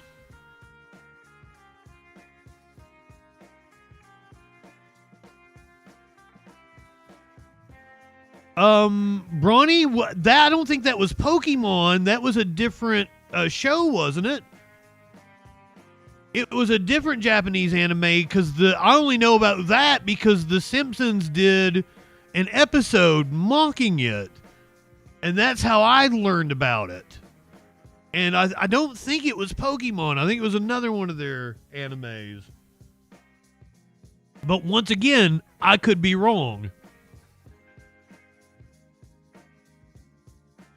Or maybe you're saying that the name of the anime was Pocket Monsters or something like that. All right, now I gotta look it up. Anime that caused seizures. Dino Senshi Porygon. Nope, it was a Pokemon episode too.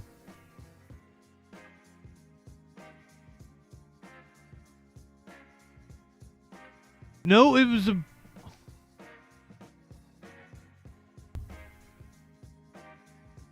Oh, it's a... Okay, that's the name of the Pokemon episode. Okay. So you were right. It was Pokemon, and that happened in 97.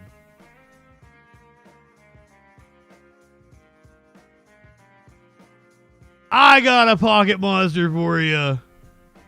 Yeah, I read the episode name and thought that was the name of the anime. It was actually the name of the episode of Pokemon it was in. So, glad we could clear that up. Learn something every day on this show, I hope. I feel like I learn things every day. I hope you guys do too. A car wash owner has filed a $50 million claim over injuries he sustained during an immigration raid. We played this back in April, May. It's been a few months, maybe June. There's actually video of it. In Van Nuys, a car wash owner has filed a $50 million civil rights claim after being arrested and injured during an immigration raid at his business. The 79-year-old U.S. citizen was slammed to the ground by federal agents. Eyewitness News reporter Leo Starr with us live in Van Nuys with what that owner is saying today. Leo? Hey, my friend, we're just outside of the owner's car wash here in Van Nuys. He and his attorney held a news conference just a short while ago, and the owner spoke to us, but he did it in a lot of pain. Here's more. Surveillance video shows federal agents body slamming 79-year-old American citizen Rafi Shohed just outside. American citizen, owner of the goddamn car wash. Tell me how this isn't a violation of this man's constitution. constitutional rights. Go on. Side of his car wash in Van Nuys roughly 2 weeks ago. This after Rafi says oh wait, was this 2 weeks ago? Business and roughed him up after he attempted to ask what they needed. He says upon making it outside, the agents was this 2 weeks ago? Really? I felt like this was a month ago. Pummeled him again. I have a heart condition. 3 big people were sitting on my back, the way they tore me down, sitting on me, and I asked them to let me go, which they absolutely would not pay no attention. Rafi says he was terrified as he tried to explain to the agents that his employees were authorized to be on the job. Yet he says they took at least 5 of his employees away in handcuffs. He says he screamed that he is an American citizen and had proof in his wallet, but he says his pleas fell on deaf ears. The only word they said, you do not F with ICE. You do not F with ICE. You do not F with ICE. Rafi says I won't fuck with ICE now. Ribs, damage to his brain from being slammed head first into the ground, and deep bruising and swelling to his arms from being restrained. He was detained at a federal detention center for nearly a dozen hours before finally being released, his family taking him to the hospital, his lawyer filing a civil rights claim seeking $50 million in damages. ICE and DHS violated their policies that day. They violated the United States Constitution, and they violated California state law. And we feel very confident that we're going to be able to achieve justice for Rafi Shoehead in a court of law. I have broken ribs, I guess. His wife in utter tears. Even know where he was for hours. And with his heart condition and the stents, they could have very easily caused his death. Yep. Yeah, why not be? It's very hurtful. And for what reason? For what reason was this man injured? None at all, other than right-wingers have been convinced that somehow immigrants are bad. We reached out to federal officials and have yet to hear back from them. Live in Van Nuys, Leo Stallworth, ABC 7 Eyewitness News. Like, fuck all you fascists, seriously. Where you at, John Prick? Jesus said, be on the side of the downtrodden. Like that man who was thrown down by the state. Be on the side of the poor, the incarcerated, the sick. ICE raids are political violence.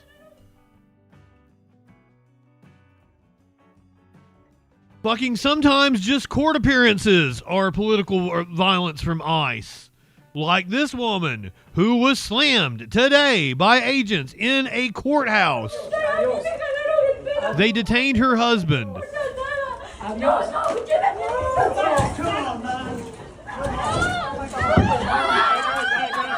Does that make you feel like a big man?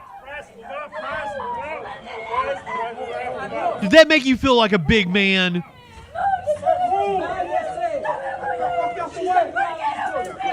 I am so glad I wasn't there because I would have been arrested. I would have assaulted that motherfucker. I am not a big guy. But there is no way I would have stood by and let that happen.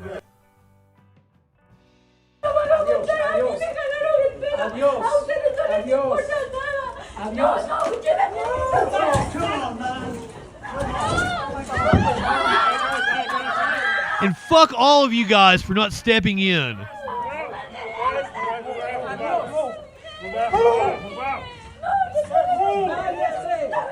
There are cops right there. Arrest that man for assault. Arrest that man for assault. Do your fucking jobs.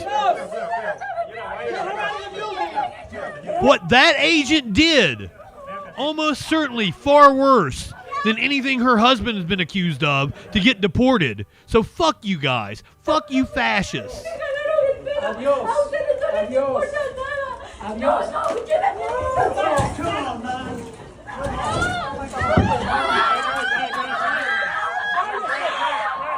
There are bailiffs back here, and these look like they're state cops. They might be federal agents. Somebody should have stepped in and arrested this man. Fucking cowards.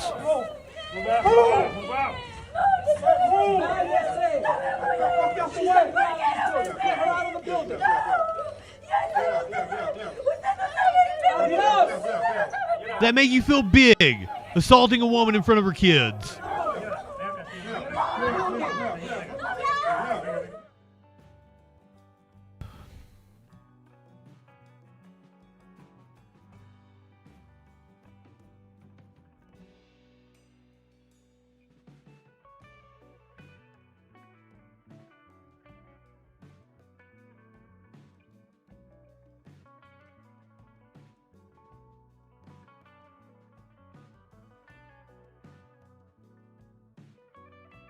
Trump, consolidating power. That's the theme of tonight's show. Trump is consolidating power. Violating records acts in order to dig up dirt on the New Jersey gubernatorial candidate. With a poll showing the New Jersey's governor's race neck and neck, newly released documents reveal Democrat Mikey Sherrill was part of a cheating scandal during her military career. Christine Sloan has been following this race very closely. Now, apparently, when involved in a cheating scandal, she didn't snitch, and she received punishment with like 130 others. And she explains how the scandal could impact the election. Mikey Sherrill has made her military service as a Navy helicopter pilot part of her campaign. But now the Democrat is reacting after it was uncovered that she was caught up in a cheating scandal at the U.S. Naval Academy, saying, quote, "When I was an undergraduate at the Naval Academy, I didn't turn in some of my classmates, so I didn't walk, but graduated and was commissioned as an officer in the U.S. Navy, serving for nearly 10 years with the highest level of distinction and honor." Political and So she ain't no snitch. That makes her that much better. Even though I'm told that she's a very milquetoast liberal Democrat and that the party in New Jersey is absolutely decimated and they may very well lose this race. Analyst Micah Rasmussen says that speaks volumes. She was not ever in trouble for having cheated on the test. It was a question of whether or not she turned in people she knew who did see the test. But Chitterelli's campaign in a statement saying the admission she was, quote, implicated in and punished for her involvement in the largest cheating and honor code scandal in the history of the United States Navy is both stunning and deeply disturbing. In a separate incident, documents which were also obtained by CBS News appear to show Sherrill's military records almost completely unredacted. Chitterelli's campaign tells us it never used those documents for any wrongful purpose. And where did you get those from? Where did you get those from? Did they come from an administration official? I bet they did. Democrats are calling for an investigation. It's outrageous that Donald Trump and his administration and political hacks connected to them continue to violate the law. A National Archives and Records Administration spokesperson tells CBS News, quote, the technician should not have released the entire record. But with a race in a near-dead heat, Rasmussen says anything about the candidates will make a difference. It means that everything they do between now and the election is going to matter. It means that we don't have a clear favorite the way that maybe some people thought we did. Why both sides agree every vote will count in November. In Lawrenceville, New Jersey, Christine Sloan, CBS News, New York. We've been following the governor's race closely here at CBS 2 News. You can find all of our reporting at CBS News. They have had their first debate already. They have another one coming up in like 3 weeks, I think. I'll have to verify the date. We will try to carry it.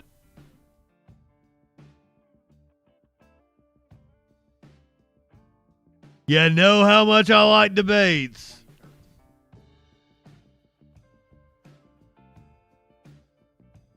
This is Representative Mike Lawler from the Financial Services Committee. He was on with, I don't even know who this dude is. What's this dude's name? That's not Jake Tapper. That's other milquetoast white dude. Scott something? I don't fucking know. John something. It's a white guy name for sure. The representative from the Financial Services Committee asked about the government shutdown. Wait till you see what happens here.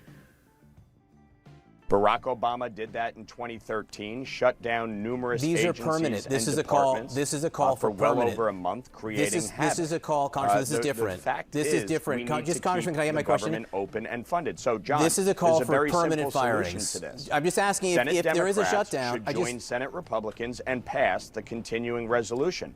What exactly is Chuck Schumer's basis for not passing a clean CR? If you need Democratic votes, you have to give the Democrats something. That's called negotiating. By the way, Congressman, these are Biden spending levels. I'm not sure the and audio Biden is working here, riders Congressman. in the clean CR. Because I'm trying to ask Trump you. spending levels I'm or just trying to Trump ask you about the policy OMB riders. letter. I'm So just there trying is to ask you. absolutely zero justification on the Democratic side to oppose a clean CR. I was asking about the OMB letter. I'll try one more time. I think you can hear me.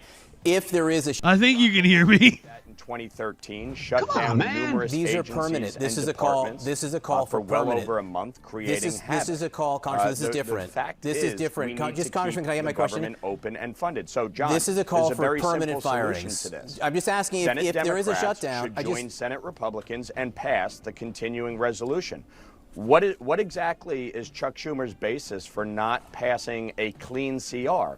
By the way, Congressman, these are Biden spending levels. I'm not sure the and audio Biden is working here, riders Congressman. in the clean CR. Because I'm trying to ask Trump you. spending levels I'm or just trying to Trump ask you about the policy OMB letter. I'm So just trying there to is ask you. absolutely zero justification on the Democratic side to oppose a clean CR. I was asking about the OMB letter. I'll try one more time. I think you can hear me. If there is a. Barack.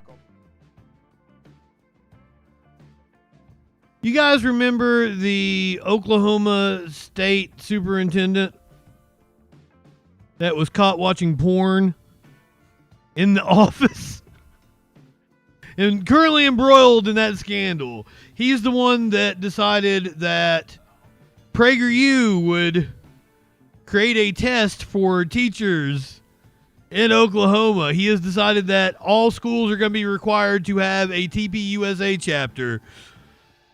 Since he's in hot water and he knows he won't get reelected, he's leaving. He's taking a post with a grifting organization. I'm excited to announce I'll be stepping down as Oklahoma State Superintendent and taking on the role as the CEO of the Teacher Freedom Alliance. We're going to destroy the teachers' unions. We have seen the teachers' unions use money and power to corrupt our schools, to undermine our schools. We are one of the biggest grassroots organizations in the country. We will build an army of teachers to defeat the teachers' unions once and for all. So this fight's going national, and we will get our schools back on track. We will not allow any further union control. I'm excited to announce I'll be stepping... No, motherfucker. I want union control. I want union control.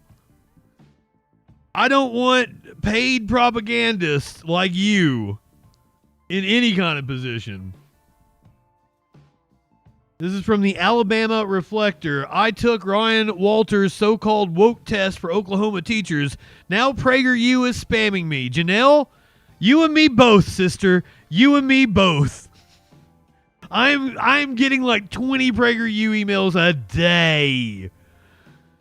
After weeks of hype, it turns out the Oklahoma Department of Education's new test that promises to weed out woke teachers doesn't do any such thing. In fact, it's impossible to fail Superintendent Ryan Walters' so-called America First test that he promises is woke-proofing the classroom, and he wants to require blue state educators to take before they can teach here. It turns out that you can get every answer wrong and still receive a certificate of completion, certifying that you have successfully completed the teacher qualification test. I know because I purposely set out to get every question wrong by picking the stupidest answers. The test, which is available to anyone to take, requires you to keep guessing until you pick the correct answer. As a result, there's no true measure of if someone is too woke to teach in our schools or even if they actually understand our nation's history. We took it, Flo. Did I make it a clip? I might not have clipped it and put it on YouTube. Like the first 7 questions are just like, what is a woman? How many genders are there?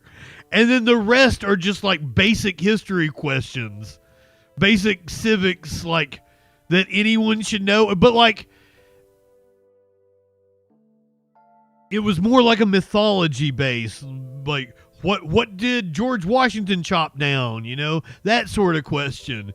Which George Washington didn't chop down a cherry tree. So I had been looking forward to pitting myself against the test to get a better grasp about how Walters and PragerU actually define woke. Walters, after all, is encouraging schools to use PragerU's videos as instructional materials in our schools. Hey, you know what? Right-wingers.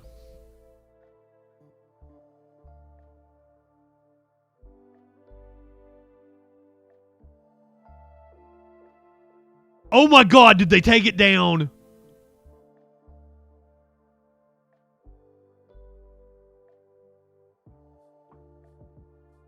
Does PragerU seriously not have the one good video they made?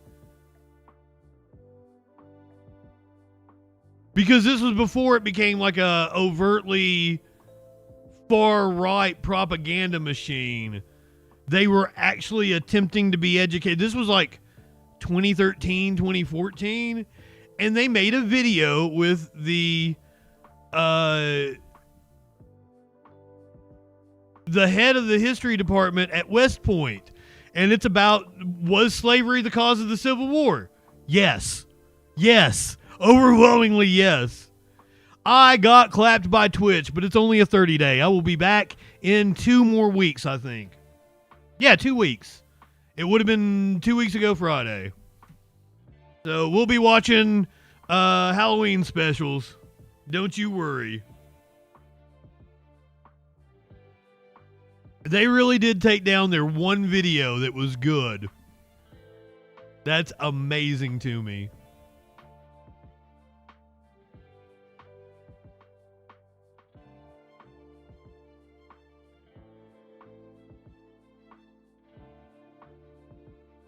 Oh, no, there we go. There we go. I found it. It's from August of 2015. PragerU has an excellent video, and you should cite it anytime a right-winger tells you that the Civil War wasn't about slavery. Was the American Civil War fought because of slavery? More than 150 years later, this remains a controversial question. Why? Because many people don't want to believe that the citizens of the southern states were willing to fight and die to preserve a morally repugnant institution. There has to be another reason, we are told. Well, there isn't. The evidence is clear and overwhelming. Slavery was, by a wide margin, the single most important cause of the Civil War for both sides. Before the presidential election of 1860, a South Carolina newspaper warned that the issue before the country was the extinction of slavery. And I don't think anybody would have had any problem with PragerU if they were making videos like this, but videos like this don't do well. They don't generate clicks and views. Outrage does. Prager caught on to that quick. Once again, this was a video from PragerU in 2015. Excellent video. Everything he says is factual. But then you've got like a couple years later, you've got Winsome Earl Sears and Candace Owens talking about how slavery wasn't the cause of the Civil War. It's mind-boggling.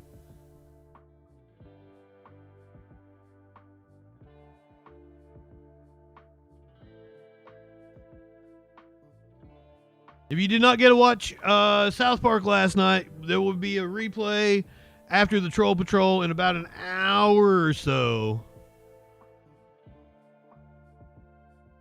on Kick and D Live.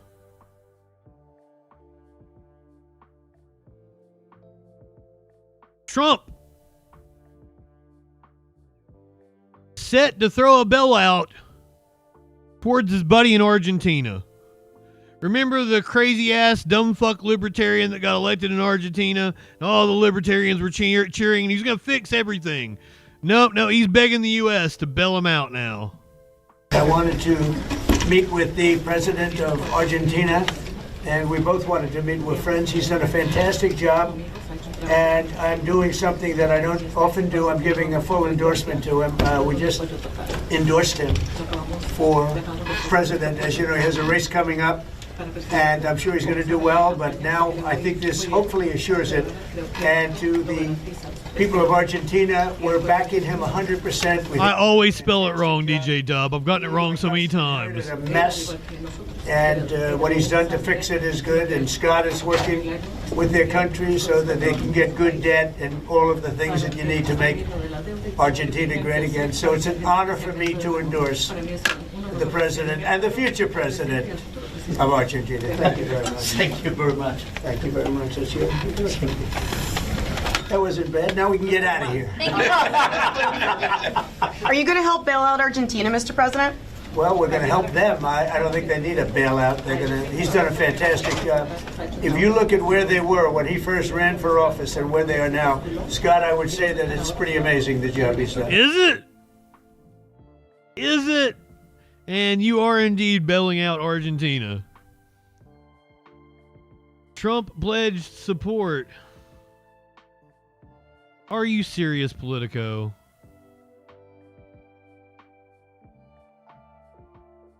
Are you serious? I just had it up. How in the fuck?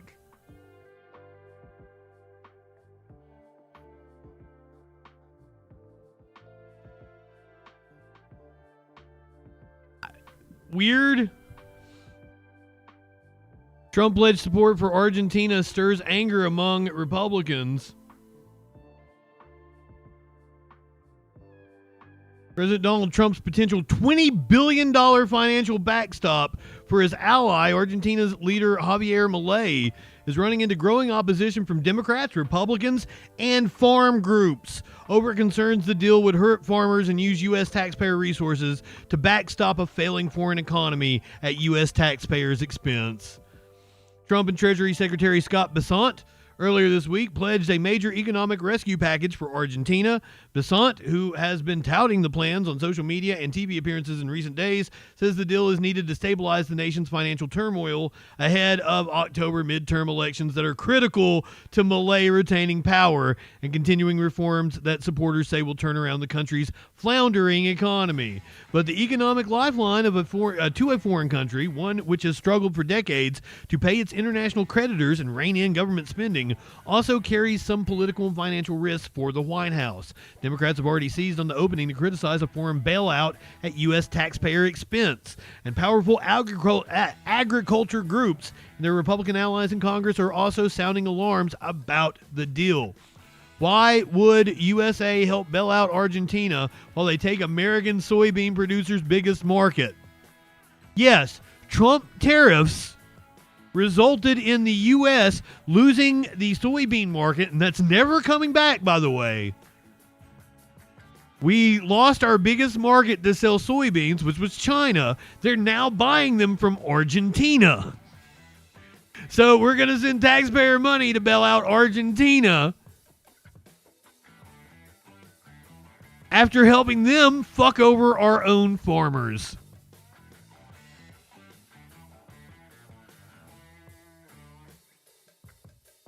Why would the USA help bail out Argentina while they take American soybean producers' biggest market? We should use leverage at every turn to help hurting farm economy. Family farmers should be top of mind in negotiations by representatives of USA. It was according to Senator Chuck Grassley, which, my God, that was horrible.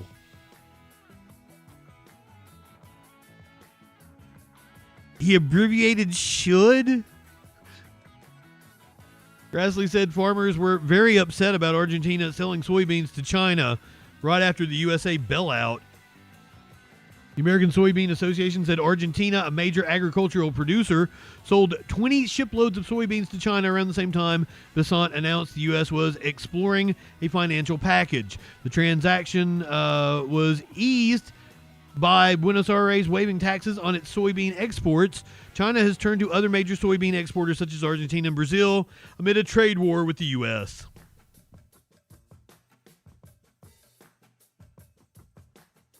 Let's hear from farmers in Michigan about the issue. Well, maybe not Milei specifically, but what they are facing because of Trump's tariffs. Local farmers are feeling the impacts of rising tariffs with harvest season underway. Rising costs and shrinking markets are taking a toll on profits as international trade partners begin to look elsewhere for crops. ABC 12's Anthony Ryder shows us how one Davison farm is navigating those challenges. For generations, farmers have been the backbone of rural communities. But today, local farmers say the tariffs are cutting into their profits, causing concerns for this upcoming harvest season and the future of agriculture. The ag economy is suffering in a very bad way. Bill Hunt, the owner of Hunt Farms Incorporated in Davison, explains that crop prices are being affected as tariffs deter importers from buying. The biggest buyer for our beans this time of year is China, and China's not buying it. China's doing everything it possibly can to buy beans from everybody but from the United States. Since international tariffs were put into place, input costs at Hunt Farms have increased by over 20%, while their commodity has dropped by nearly 30%. The country that wow doesn't buy from us because we're having a discussion about how much should their tariff fee be, that is affecting the market. The United States typically accounts for more than 50% of China's global soybean imports, according to Steve Whittington, an MSU Extension Field Crops educator. This year, China is choosing to purchase more from other countries such as Brazil and Argentina. The United States has only exported 218 million bushels in 2025. So when we compare that to the numbers last year, that's a 22% reduction year over year, and our main harvest season has not taken place yet coming into the fall. Hunt says farmers across Michigan expect to lose between 60 to 90 cents per bushel of soybeans this year sold, while trading at a 25-cent deficit per bushel of corn. You're going to say, well, how can you stay in business? I'm not sure how we're going to stay in business. But if we don't change agriculture's direction right now, we're into a world of hurt. Hunt told me he's worried particularly about the future in agriculture. As younger farmers begin to take over the land, many are beginning to feel the life simply isn't worth it. In Davison, Anthony Ryder, ABC 12 News. There was no reason for us to do those. And if you did want a tariff policy, you announce a solid policy, very targeted, months, years before it's set to take effect, so that everybody has time to adjust to the policy. But no. Right-wingers are fucking morons.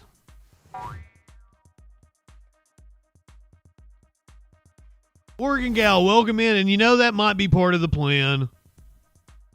I don't know that crashing the economy not totally part of Trump's plan.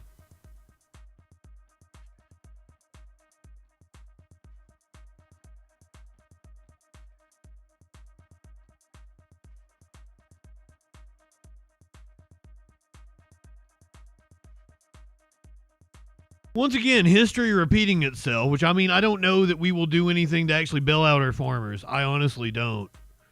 If Trump doesn't need their vote come the midterm or in 2028, he ain't gonna care. Completely transactional relationship. But I mean, this is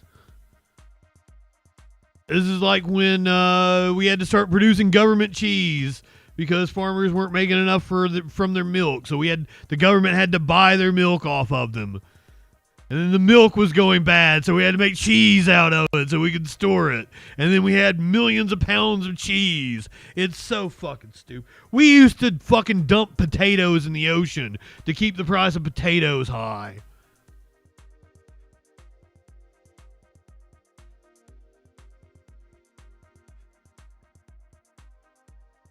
It's not a national security issue for him. I don't know that they're not just going to rob us blind, pick the fucking carcass.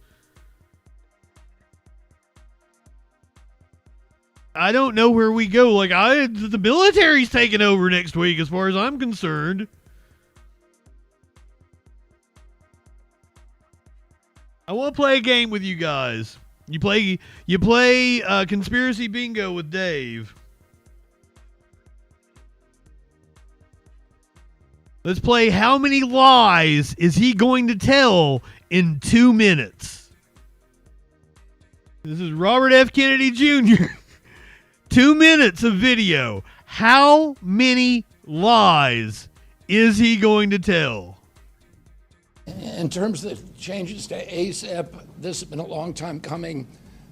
More than 2 decades ago, Congress investigated ASIP.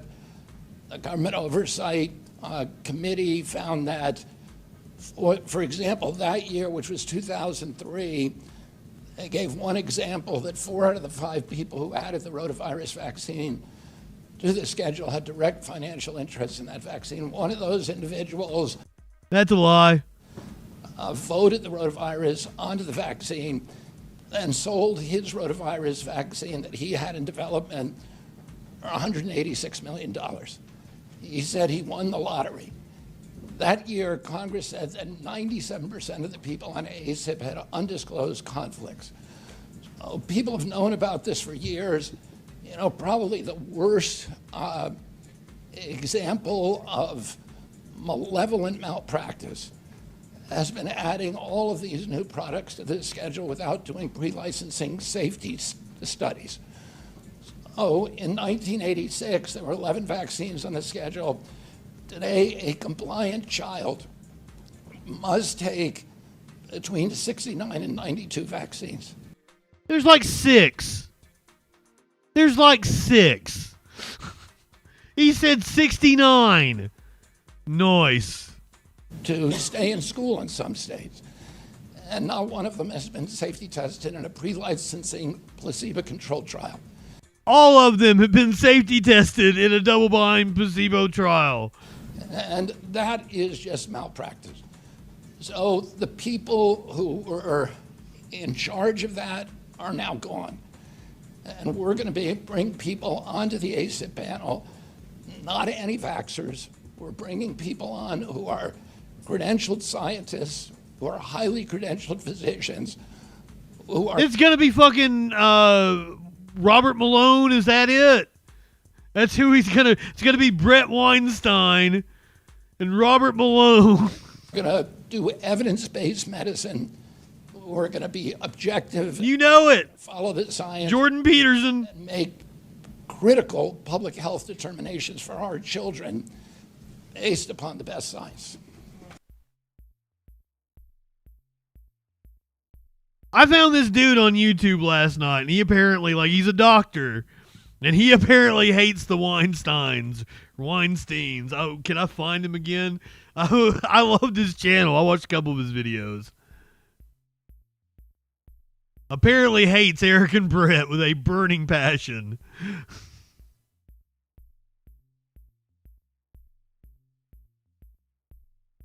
Professor Dave. It's Professor Dave. Amazingly, Professor Dave.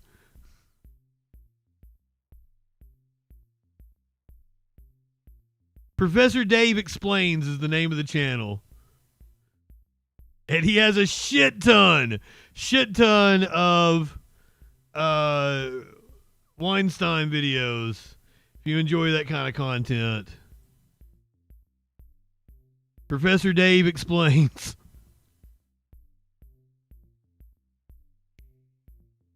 I'm promoting a dude that has 4 million subscribers on my channel that has 6,000. Holiday says he watched him I'd never stumbled across him. I was glad I did last night. I thought he was very entertaining. And once again, he has a hard-on for fucking with Brett and Eric. I don't think he likes any of that, Peter Thiel, that entire crew. I think he's very anti the Rogan Sphere, the intellectual dark web, all those guys. So, good content. Kamala Harris made her first stop on her book tour for the book 107 Days. Enjoy your Schadenfreude. Talk to your president. Talk to somebody else.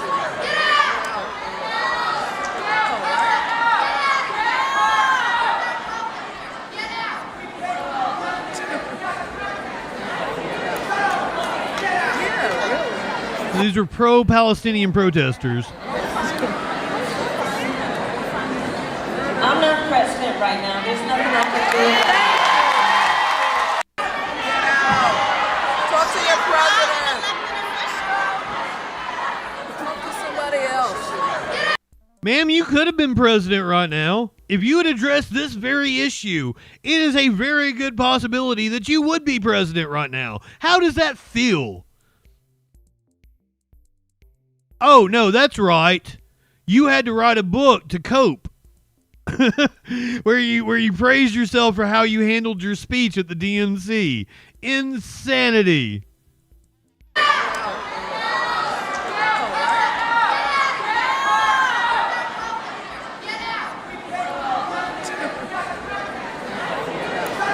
Yeah, seriously, 10-7 on her book. They won't look that. I'm not president right now. There's nothing I can do. I think October 7th is the day I'm going to that concert. Because Curiouser told me the date, and I went, October 7th? Really? She's being heckled by pro-Palestinian protesters. Apparently, it was interrupted multiple times during the event.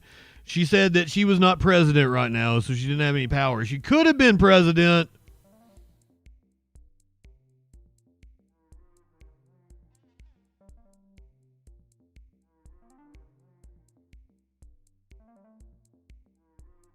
Here's the thing. If she was president, we'd probably be deporting more people than what we're deporting now. Biden deported more people than Trump. Obama deported more people than Trump. But, you know, like, they tend to do it the right way, the legal way. It doesn't make it any better, I guess. I don't know. I'm still against deportations no matter who is doing it, but, like, at least there's legal authority. They're not violating people's constitutional rights when Democrats are in power. I always propose that to fucking right-wingers. Why, if you like deportations, why wouldn't you vote for Democrats? Because they're way better at it. Oh, no, you're convinced by Dr. Phil going out with ICE and Kristi Noem dressing up. She'd be doing a much more friendly fascist shit. It'd still be fascism, but not overtly fascist. It's hard to explain it. A veneer of liberal democracy would still be there.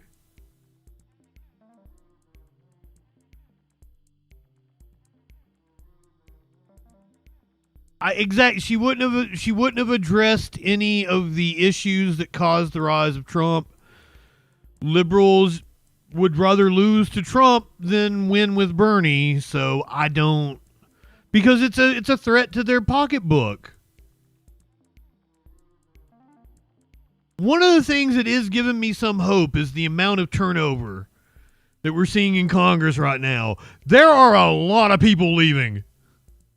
There are a lot of people leaving.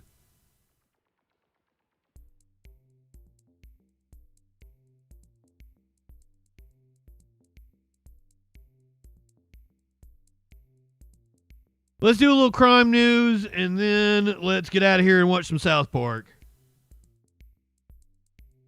We're going to play 2 or 3 episodes. I'm going to bring out some old ones that kind of go with the new episode. 2-3 months ago, but then again, I've got no concept of time because I thought the car wash thing happened months ago, and it didn't. It was a couple weeks ago. But I feel like this manhunt has been going on for at least 3 or 4 months. Travis Decker, the man accused of killing his 3 kids in the Pacific Northwest, his remains have apparently been found. The U.S. Marshal Service reports Travis Decker, the man wanted in the murders of his 3 young daughters, is dead. But the Chelan County Sheriff says not so fast, as human remains and clothing are still being tested for Decker's DNA. KEMO's Jackie Kent spoke with the sheriff about what's next in this case. Jackie? Mary, the sheriff argues he does not have the confirmation needed from the State Patrol Crime Lab to be able to definitively say that they found Travis Decker's remains. I can tell you, though, now both he and the U.S. Marshal Service tell me they are confident they will get the answers they're looking for soon. The U.S. Marshals Service in this new court filing claims Travis Decker is dead. This comes days after the Chelan County Sheriff announced search crews found human remains and clothing that could be tied to the former Army Ranger, accused of murdering his 3 young girls, Peyton, Evelyn, and Olivia. So I am confirming the shirt that we saw on scene is a match for what Travis was last seen wearing, in addition to shorts. The federal agency stated it was hopeful by what search crews gathered on Grindstone Mountain at about 4,000 feet. It's the 1 yard line. I mean, we want to get across the goal line with the DNA, but we're pretty, it's a good feeling. We've put a lot of work. I mean, hundreds of people in law enforcement and other career fields have touched this case. Potential closure to what's been a months-long search for the 32-year-old father after officials located the sisters' bodies at a campground near Leavenworth, not far from Decker's truck. This filing is a motion to dismiss the federal case against Decker and quash the arrest warrant. It reads, the United States Marshals Service has advised the defendant Travis Caleb Decker is deceased. But over the phone, Sheriff Mike Morrison tells KOMO News he believes the information given in the filing was premature. Echoing his remarks from days earlier, he adds investigators are still awaiting DNA results from State Patrol's crime lab. Till that time, we're going to stand by and wait for the 100% confirmation. Chief Deputy Marshal Gavin Duffy clarifies U.S. Marshals are not in the business of declaring people dead, admitting the agency was too quick with this filing and will stand by until the Sheriff's Office announces DNA findings. What do you guys think? Is he dead? Also adds that while other agencies may be able to state that the remains are Decker's based on circumstantial evidence, his office is not able to do that. They have to wait to ID through DNA, fingerprints, dental or skeletal radiographs, or through visual ID. Mary? Well, Jackie, do you know when those DNA results might come back? We didn't get a firm answer. We were told once again that it could be a few days. We are told that the crime lab is going to expedite the testing on a sample of those bones were found to hopefully get a positive ID there. The coroner does warn, though, that even if they do get that DNA confirmation, we may still never know the exact cause or manner of death. I'll send it back to you. Jackie, thank you. So this happened on May 30th. That's the Friday that he took the kids, and then they were found dead like 3 days later. He's been missing since then. I assume he's dead. I assumed he was dead like a month into the manhunt. But he was apparently trained in a survivalist and shit, so I don't know. I mean, we're going through a paradigm shift right now. Paradigm shifts are always not the streamer. Say hey to him if you guys stop by. I haven't got to see him in a couple of weeks. It's always messy. I think something better is going to come. I mean, on the other side of the Depression and World War II, we had, 50 years of somewhat stability?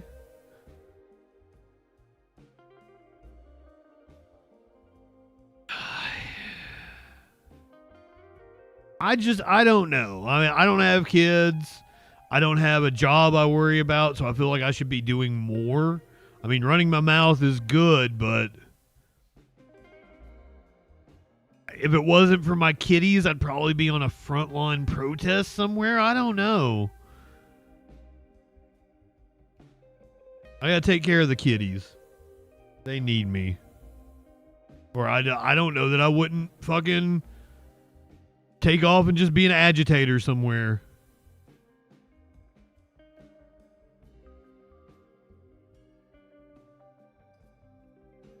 A judge is weighing whether to overturn Sean Diddy Combs' conviction. Oh my God. A federal judge today said that he will make a decision very soon on whether to toss out Sean Combs' conviction on 2 prostitution-related charges. And today, Combs appeared in court just days ahead of his scheduled sentencing, where his attorneys argued the prostitution-related charges were not properly brought. And it was an argument that left prosecutors annoyed and frustrated. What was Steve Harvey doing back there in the courtroom? Why is Steve Harvey able to be in there for the proceedings? Is he part of Diddy's family or something? And it was an argument that left prosecutors annoyed and frustrated. ABC reporter Darla Mullins is live in Lower Manhattan with the details. Darla. Good afternoon, Liz and Lauren. This hearing lasted about an hour and a half this morning, and attorneys for Sean Combs essentially argued that after he was acquitted of sex trafficking in the case of Cassie Ventura and Jane, that the 2 counts that he was convicted on, transportation to engage in prostitution, really doesn't make any sense. Sean Diddy Combs out of confinement for the first time in almost 3 months, wearing somewhat wrinkled tan prison clothing Thursday morning, his hair and beard well groomed, but wasn't a fresh cut. This a stark contrast to his sharp, preppy look during his 8-week trial. Combs warmly greeted by Judge Arun Subramanian. "Good morning, Mr. Combs." The 55-year-old enthusiastically responding, "Good morning, Judge." His teen daughters, 3 sons, mother, and other close relatives packing into a federal courthouse in Lower Manhattan with bated breath about Combs' fate.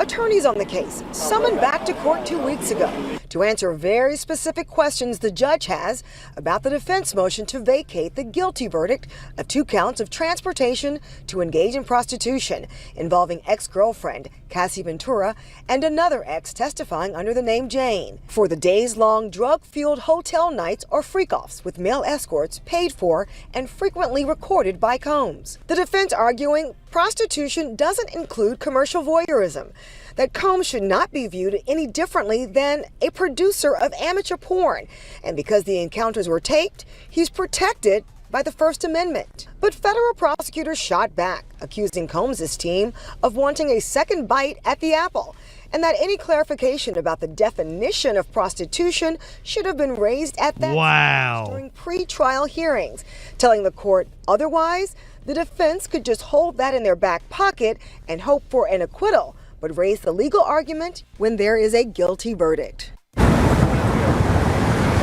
Now, after the hearing ended today, Combs spent a little time in the courtroom with his children, his family members, 2 rows of them. He said that he's getting closer. This is what he told them, that he's getting closer and closer to getting home very soon. He told his family he loved them. He even told one of his daughters that he likes her new hairstyle. So he was in good spirits after seeing his family. But again, this decision pending, and we don't know when it's going to come down, but everyone's waiting to find out what it will be. Reporting live in Lower Manhattan, Darla Miles, Channel 7 Eyewitness News. Yeah, I don't like the green kick emotes. I think they're very lacking.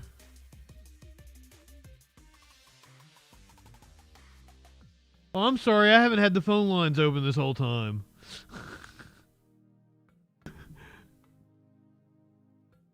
Nobody called, did they? Nope. YouTube emotes suck too.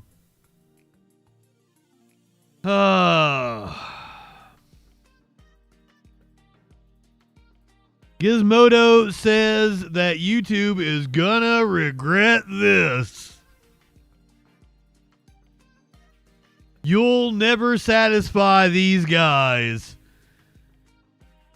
Earlier this week, YouTube gave an inch to the online right by announcing a plan to offer a chance at reinstatement to users who were previously banned from the platform for spreading misinformation about the COVID-19 pandemic in the 2020 presidential election. Today, the online right took a mile by hammering YouTube for almost immediately terminating new accounts created by the previously banned Alex Jones and Nick Fuentes. Jones, a conspiracy theorist who still owes the families of the victims of the Sandy Hook shooting $1.3 billion after claiming it was a hoax, and Fuentes, a Christian nationalist and white supremacist who has denied the validity of the Holocaust. Both reportedly created new accounts on YouTube after Republican Representative Jim Jordan released a letter from parent company Alphabet stating that the platform will provide an opportunity for all creators to rejoin the platform if they were removed for violating content policies that are no longer in effect. Both figures quickly had their new accounts terminated. That caused a fervor in the online right, who probably didn't even actually need Jones or Fuentes to appear on YouTube, but do want to force the company to continue to engage in the humiliation ritual that it invited upon itself. YouTube previously said that the reinstatement process would be part of a limited pilot project that has not been launched yet. It reiterated that on Thursday, stating, "We've seen some previously terminated creators try to start new channels. To clarify, our pilot program on termination is not yet open." It even tried to respond to the Jones and Fuentes cases directly, replying to a viral post about the terminations to say, "We terminated these channels as it's still against our rules for previously terminated users to start new channels. The pilot program for terminations that many folks referenced this week isn't available yet and will be a limited pilot program to start. Unfortunately, that's just not how the game is played with right-wing influencers." Vivek Ramaswamy grabbed hold of a tweet about the ban and called it un-American to muzzle the peaceful expression of opinions. Tim Pool posted about Alex Jones getting banned, and Snitch tagged the House Judiciary Committee's handle, suggesting he wants the government to force YouTube to allow Jones back onto the platform. Gizmodo reached out to the Judiciary Committee Chairman Jim Jordan's office for comment, but did not receive a response at the time of publication. YouTube confirmed to Gizmodo that the new accounts of Jones and Fuentes were terminated. Creators also aren't supposed to allow terminated users to bypass their ban, but Patrick Bet-David's interview with Nick Fuentes, uploaded on Tuesday, remains live. It has received more than 2.2 million views at the time of publication. Apparently, Bet-David called him a racist to his face.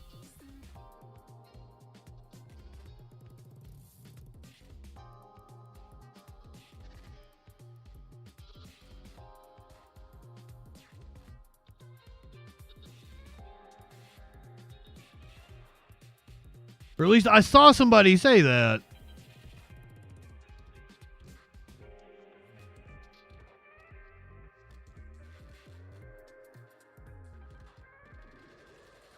Does the clip actually exist?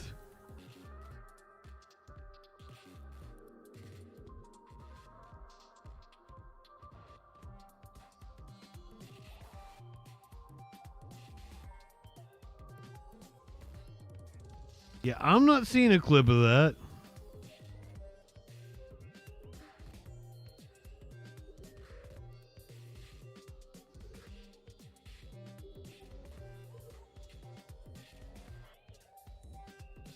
I don't think it exists.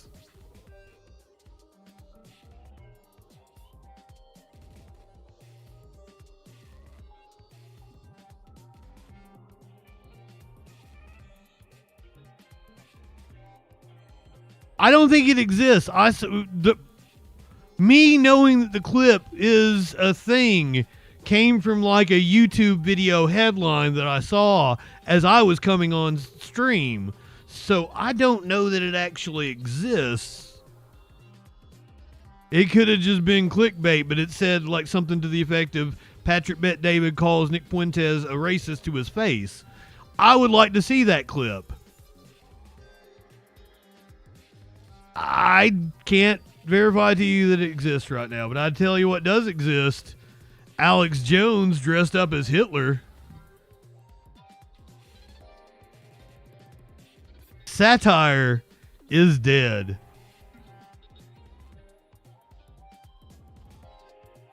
You know, within an hour, it's going to be Jones goes full Nazi, endorses Hitler.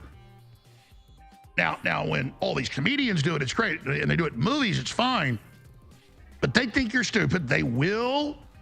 Who are we talking about? Charlie Chaplin? He was mocking Hitler. The hell? You know, within an hour, it's going to be Jones goes full Nazi, endorses Hitler. Now, when all these comedians do it, it's great. And they do it in movies, it's fine. But they think you're stupid. They will misrepresent and say that I am now a National Socialist, National Socialist Workers' Party. That is absolutely not true. You know, within an hour, it's going to be Jones goes full Nazi, endorses Hitler. Now, when all these comedians do it, it's great. Jordan didn't really have the Hitler stash. It was more like a square right in the middle. Is there some conspiracy theory about Michael Jordan? Because I keep having people on like Rumble or BitChute comment on my videos telling me about like Jordan's father got murdered after he spoke up about so Kawhi had his sister murdered. And I'm like, huh?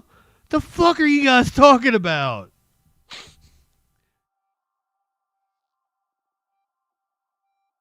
I feel like I watched a documentary on Jordan's dad's murder, and it didn't have anything to do with him being Michael Jordan's dad, right? It was just random. I don't remember now because it's been a while, but I want to say it was just random. They didn't even know it was Michael Jordan's dad. I tell you what we'll do. We will play South Park at 10:30. South Park, new episode at 10:30. We'll kill a little time until then. Maurice is right. You can't run around like a foot.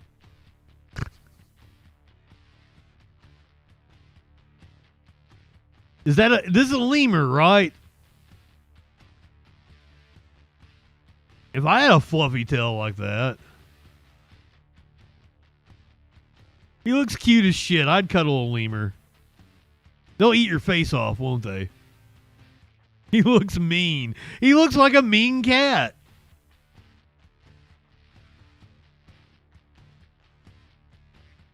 The lemur or Alex Jones, Flo? Yes.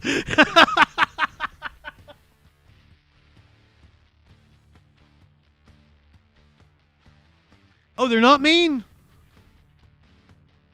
Are they really sweet? I have no idea what their personalities are like.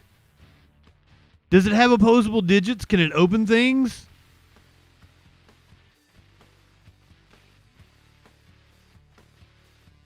How intelligent are they?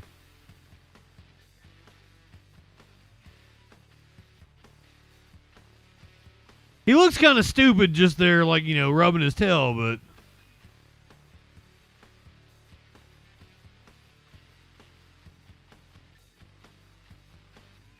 That's most animals, though.